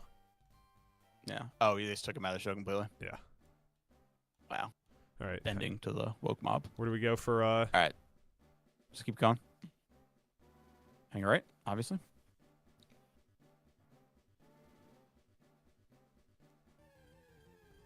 And then, all right, that thing's gross. Ceremerate. Let's see how it There's a likes rock at that being fish. hit by a rock. Throw a rock at that fish. Sometimes I go fishing, Just throw rocks in. They say you catch more fish with rocks than vinegar. That's the old saying, right? My grandmother used to tell me all the time. She said, Michael, let me tell you something important. You know how, like, in the anime, Pokemon are named for what they say? Like, they just say their own name? I think that I'm going to do that for this Pokemon by the only thing I assume that it says out loud. They're not named.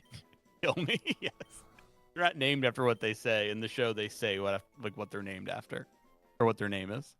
Yeah, but I assume that they heard them say the word. Same thing. Yeah, I assume that in the lore of Pokemon, in the deep lore, they heard them say the word and went, well, I guess we're going to call it that thing.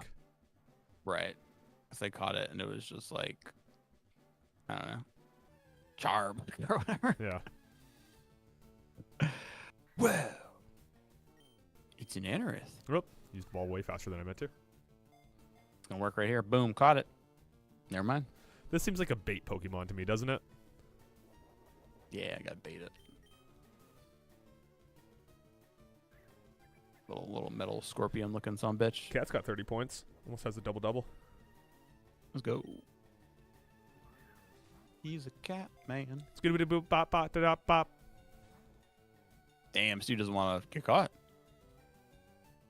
He's still eating. He's like, you try to catch me, but I'm still going to eat this food. What if I tell you there's food in the safari ball?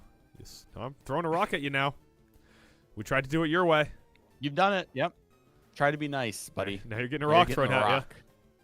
If you smell what that rock is cooking. I'll throw 2 rocks at him. 2 rocks. 2 rocks. 2 rocks. It had enough of the rocks. You tried to rock it like a hurricane. I wasn't having it. Here I am. Banana. That guy had a dating show. I guess I've never been over here before. Quick Claw. Quick Claw. So you can have your Pokemon hold that item, and I believe it means they will go first in battle. Claw quickly. Oh, they claw quick. Let's see. What do we got? Oh, look at how happy it is. Coughing seems like something that just loves the smell of its own farts. Oh, definitely. Look, it's farting right now. Look at how happy it is about it. It's also great, like, early Pokemon, like, naming. Like, coughing wasn't evolved into a wheezing. Yeah. Okay. Yeah, they've kind of jumped the shark on Pokemon names now. Someone ran in, they're like, I got a Pokemon named Sniffles. They're like, get the fuck out of here. That's stupid. Let's go. What? Saber scored. Who scored? For the win in OT. Who tucked it? Who put it in there? They are mobbing the man right now, so I can't see. Is that Bowen? Yang? Alright, let's see who scored here. Stop tapping his helmet so I can see.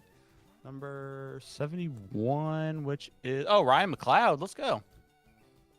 Sabres legend, Ryan McLeod. It's funny because his number is 71, and that's 7 in a row, baby.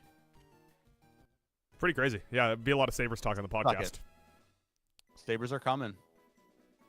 Here they are. They'll rock you like a hurricane. What are we calling the coffin? Who coughs a lot? I mean, Robert Durst burps a lot. Weird. What? Remember that from the Jinx? How he keeps burping? You want to just call him Durst? No, I've never heard of this. Call him Durst. You would love the Jinx.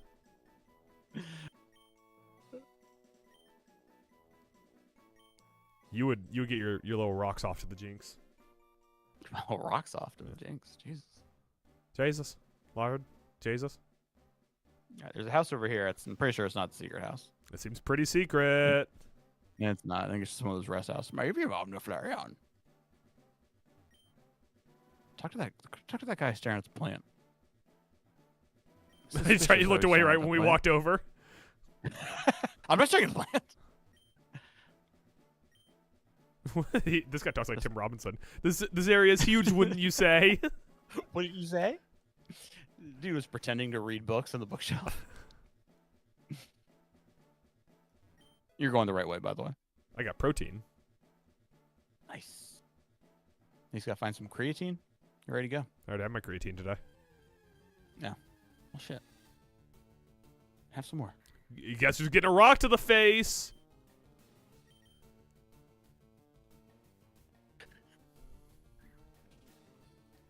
This isn't your fault, Anarith. It's one of your brother's fault. Yeah. Throwing 2 at you. You played hard to get, so now we're going to throw rocks at you. What channel is the next game on?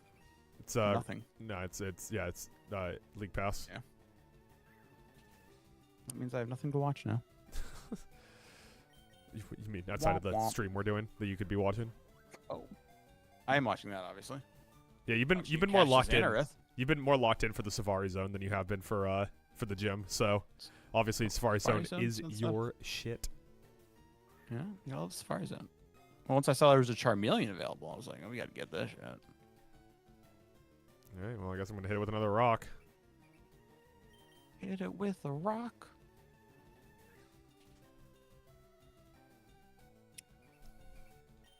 Okay. I hate when this shit happens. What? Go to YouTube TV. Oh, no, there it is. No. We're good. We saved it. We're good. Oh, my God. That's not really a trainer tip. TV. What did it say? Trainer tip. The secret house is ahead. That's more just like a spoiler. Lost gold teeth. I mean, I just found that. I literally just picked them up. Oh, you go in the secret house. You're like, you found my teeth. Now I can stop gumming my wife's labia. Ah, finally. You're the first person to reach the secret place. Really? We're the first person to just, like, follow the path? There was a sign that said that it's ahead. Thanks, bud. There we go. All right. Oh, UNLV versus Ohio. I doubt I can teach that to anyone.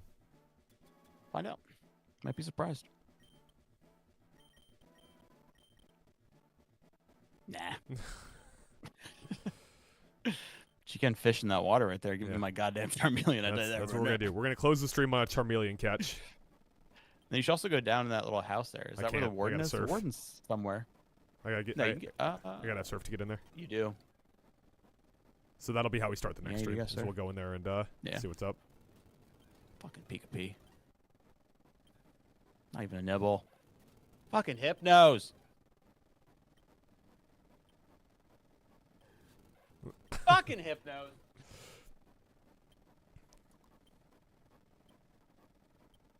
Should we just put up something else in the corner of the screen? Like, should I just mirror the Timberwolves game? Oh, you left. I'm all alone. I didn't even know Mike was gone. I was angry. All the fucking Hypnos, you know. There's a Ghastly again. Ghastly. More like gaslighting me. Looks like you throwing bait at it. How long will I do this for? I'm not going to get a Charmeleon. Let's see. It's 8:48 your time. So probably at least, noon tomorrow morning. Get the Charmeleon. Well, we streamed for 13 hours, but we got that goddamn Charmeleon. Am I right, people? Make sure to like and subscribe. Hit the bell for notifications. Oh, we finally got the Ghastly. Hey! You gotta name him Gaslighting. I like how our initial conceit was athlete names, and now we're just doing whatever. Gas. Oh, that's not right. Will it fit? I don't think it will. Well, you can make it fit, because you're a smart guy. Oh, it's gonna fit perfect. Gaslighty. There you go. That sounds more playful, right? Yeah. All right. Now we're gonna do some turbo fish. Fuck off, Pikachu. Fuck off, Pikachu. What do I speak French? Fuck off, Pikachu. Oh. You think it's the same Pikachu? Like every time I throw it back, it grabs the hook again. It's like, oh, what's this? Let's try going over here. Oh, they almost got me. What was this? I found the Hypno this time at least. This is where, like, the Safari Zone is frustrating, right? Because if you played, like, Pokemon, you're, like, running around in, like, grass to try to find something that's in that area, and something else keeps, like, popping up, at least, like, on the third or fourth time, you can get some anger out by just killing it, you know? And here you can't. You gotta just let it go. Elsa style. Oh my god. My voice didn't crack. No one heard that. It's really this Pikachu's stomping grounds. This is his pond. This is the Pika pond. Pika pond. Do you have an escape rope? Yeah. To like quickly get back to the entrance? Yeah. Alright. Why? So there's this body of water right near the entrance. But none of it is going. It's Looks- all it- going to be the same. I know it's all RNG, but that body of water right there, it looks like the Charmeleon spot. I'm telling you, dude. Trust me. If one of the first 3 isn't a Charmeleon, I'll cancel Christmas. This isn't the time to use that. I guess you gotta walk your ass all the way back. That's fucking lame. Now you can hit some of these balls. There you go. Ding dong times. Okay, this body of water. Some balls. Yeah, that dude, that has Charmeleon written all over it. Not even nibble. Not even nibble. Boom. Pikachu. Hypno. Cost me 500 in-game dollars. You were gonna run out of time either way. Not even nibble. Oh my god. The crazy thing is, there's like 1, There's a Trico. 2. Yeah, there's like 2 other Pokemon that you could possibly get we haven't even seen yet. Is one of them a Charmeleon? Oh, we've seen that one. But like, you could also pull a Sentret, apparently, and a Torchic, which you can evolve into a Combuskin and then a Blaziken. So I got all the starters in here, eh? Yeah, all stars here except, I don't know, nowhere in this randomizer where I've seen a goddamn Totodile. Oh my god, it's painful. What? Not getting the. I saw my goddamn Charmeleon, so I get my goddamn Charizard. Oh, are we gonna have to level up the Charmeleon so we can get the Charizard? Is that what you're saying? You're goddamn right, you are. I think I'm gonna let you not have a Charizard. You gonna play a Pokemon game and not have a Charizard? Well, most Pokemon games don't have Charizard, I think. A lot of them do, though. This is FireRed, to be fair. Yeah, he's kind of the logo, bro. Yeah, not the way I Kind of a Photoshop big it. deal. That's true. This was a bad spot. Wait, we got the Trico twice. That's true. Didn't catch him once, though. Oh, my God. I'm getting really fast with my Minuin. That's good. See, I would have moved spots by now. I went to, like, It doesn't up, matter. like, the right stylish. I know, but just in my head, it's superstition. It's like, it's not working here. We got to move over a couple steps. And that's where the Charmeleon are hanging out, you know?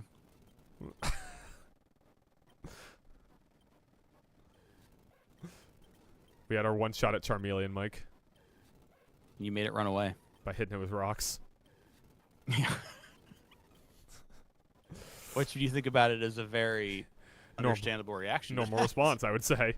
Yes. I would say I'd be more concerned if the Charmeleon didn't run away when I hit it with rocks. Unlike the other Pokemon who are like, I'm just gonna stand here, but I'm angry. I don't want Catch another Hypno. And just don't give it a name. No, it's gonna be named V V. for Vendetta. Never saw it. It's a movie. The same mask as the anonymous guys, right? Yeah, the QAnon guys. You mean? Yeah. Whatever. QAnon, anonymous. Did you fuck this up, Adam? There you go. There you go. What if you gave it bait and it was like, I'm out of here? That's all I wanted from you. Let's throw one more bait at it. Some more bait. There you go. There you go. Fatten it up. Yeah. Make it Make so it- fat that it make gets it diabetic. sleepy. Yeah. Yeah, yeah. The ball, Charmeleon. Oh my god, don't you run. Okay, it's still eating. It's still eating. We're good. We're good. All right, we're good. There's more bait. Just keep it eating. You know. Keep it in. Keep it in. All right, now try to catch it. If it doesn't, then you throw a rock at it. Okay, I'm following your lead Let on him know that. who's let him know who's boss. Oh. All right, yeah. It If he doesn't appeared to flee, be it's rock caught. time. It's still eating. Rock him. Rock him. Rock him, sock him. Teach him who's boss.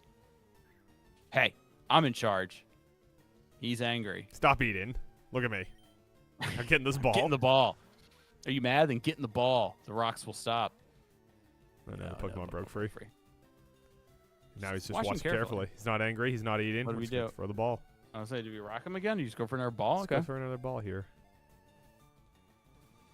2, 3. Oh! We got a Charmeleon. Mike, what are we naming the Charmeleon? Oh boy, I don't even know. It's a cool looking guy. I don't know who's fiery. Who's fiery? Dan Campbell. Which Dan Campbell though? Got him. The Detroit Lions one. Danny C. Oh, we'll go. Danny C.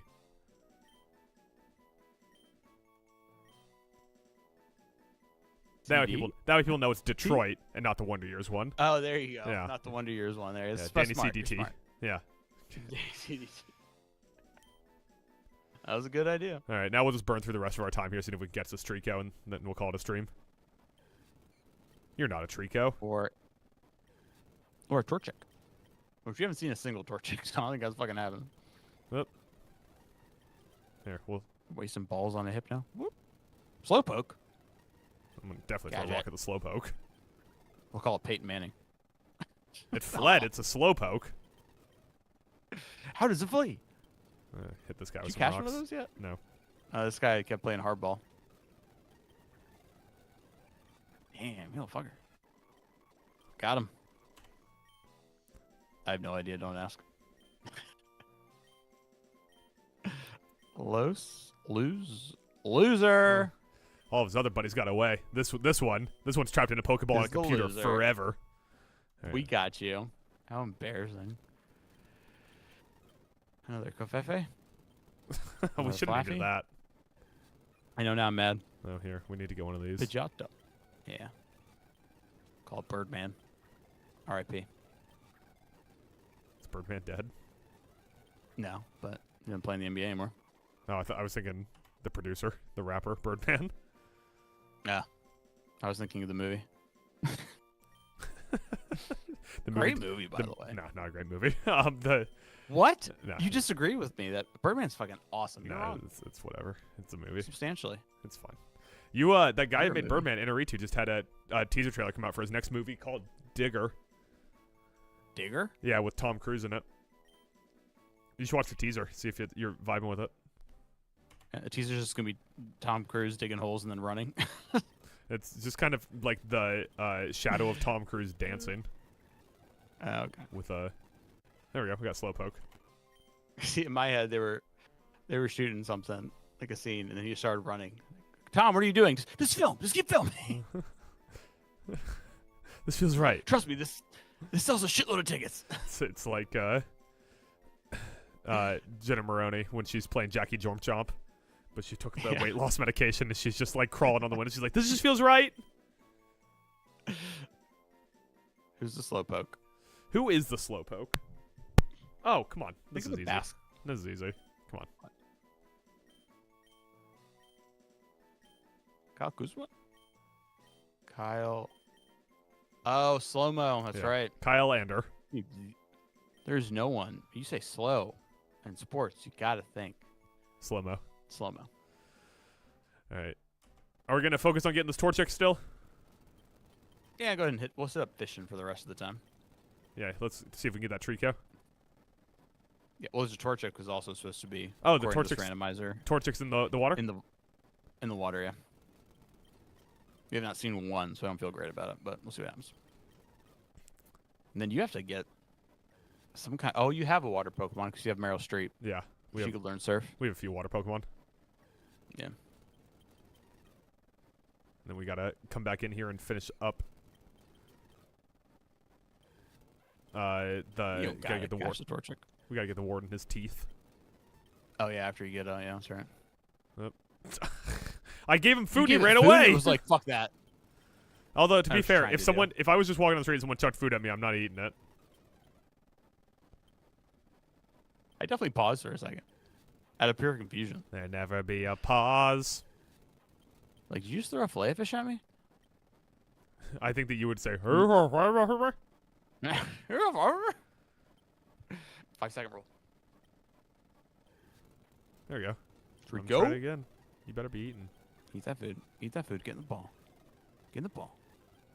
Get in the ball. God damn. Trico's fucking uncatchable. I'm just gonna start. Nope. God damn it. Yeah, Pikachu. They are like little fucking rodents, man. I didn't even want one, and now I got two. Yeah. It'll stop. They're like, catch us too, catch us too. Pika-Pee. Oh my god. Drink every time a Pikachu comes up. Oh god, I went out drinking a couple times in the last week. I don't think I could handle the Pikachu drinks. Struggling. Yeah.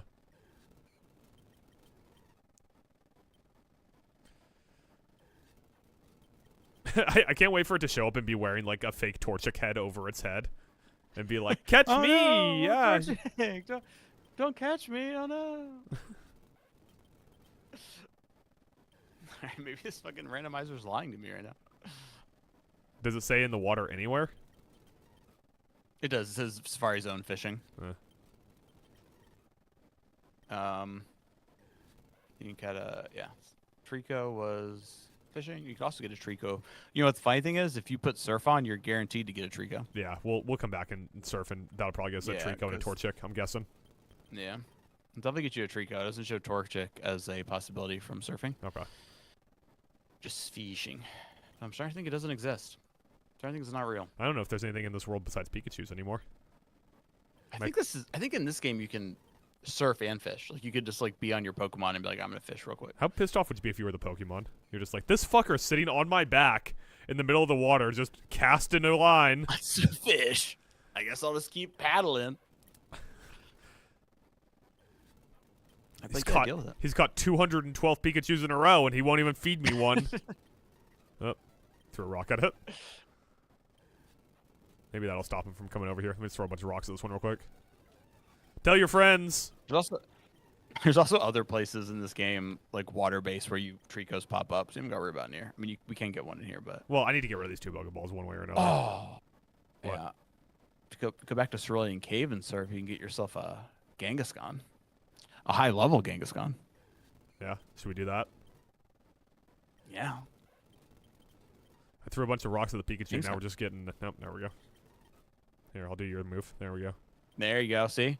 Boom. Not even a nibble. Not even a nibble. God damn it. It moved. The Pikachu's moved.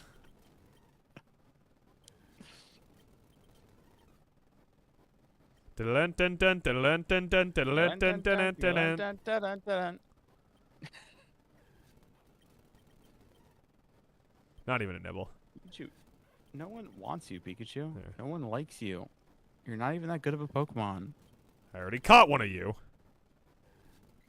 Oh. Caught one of you. Give it some food.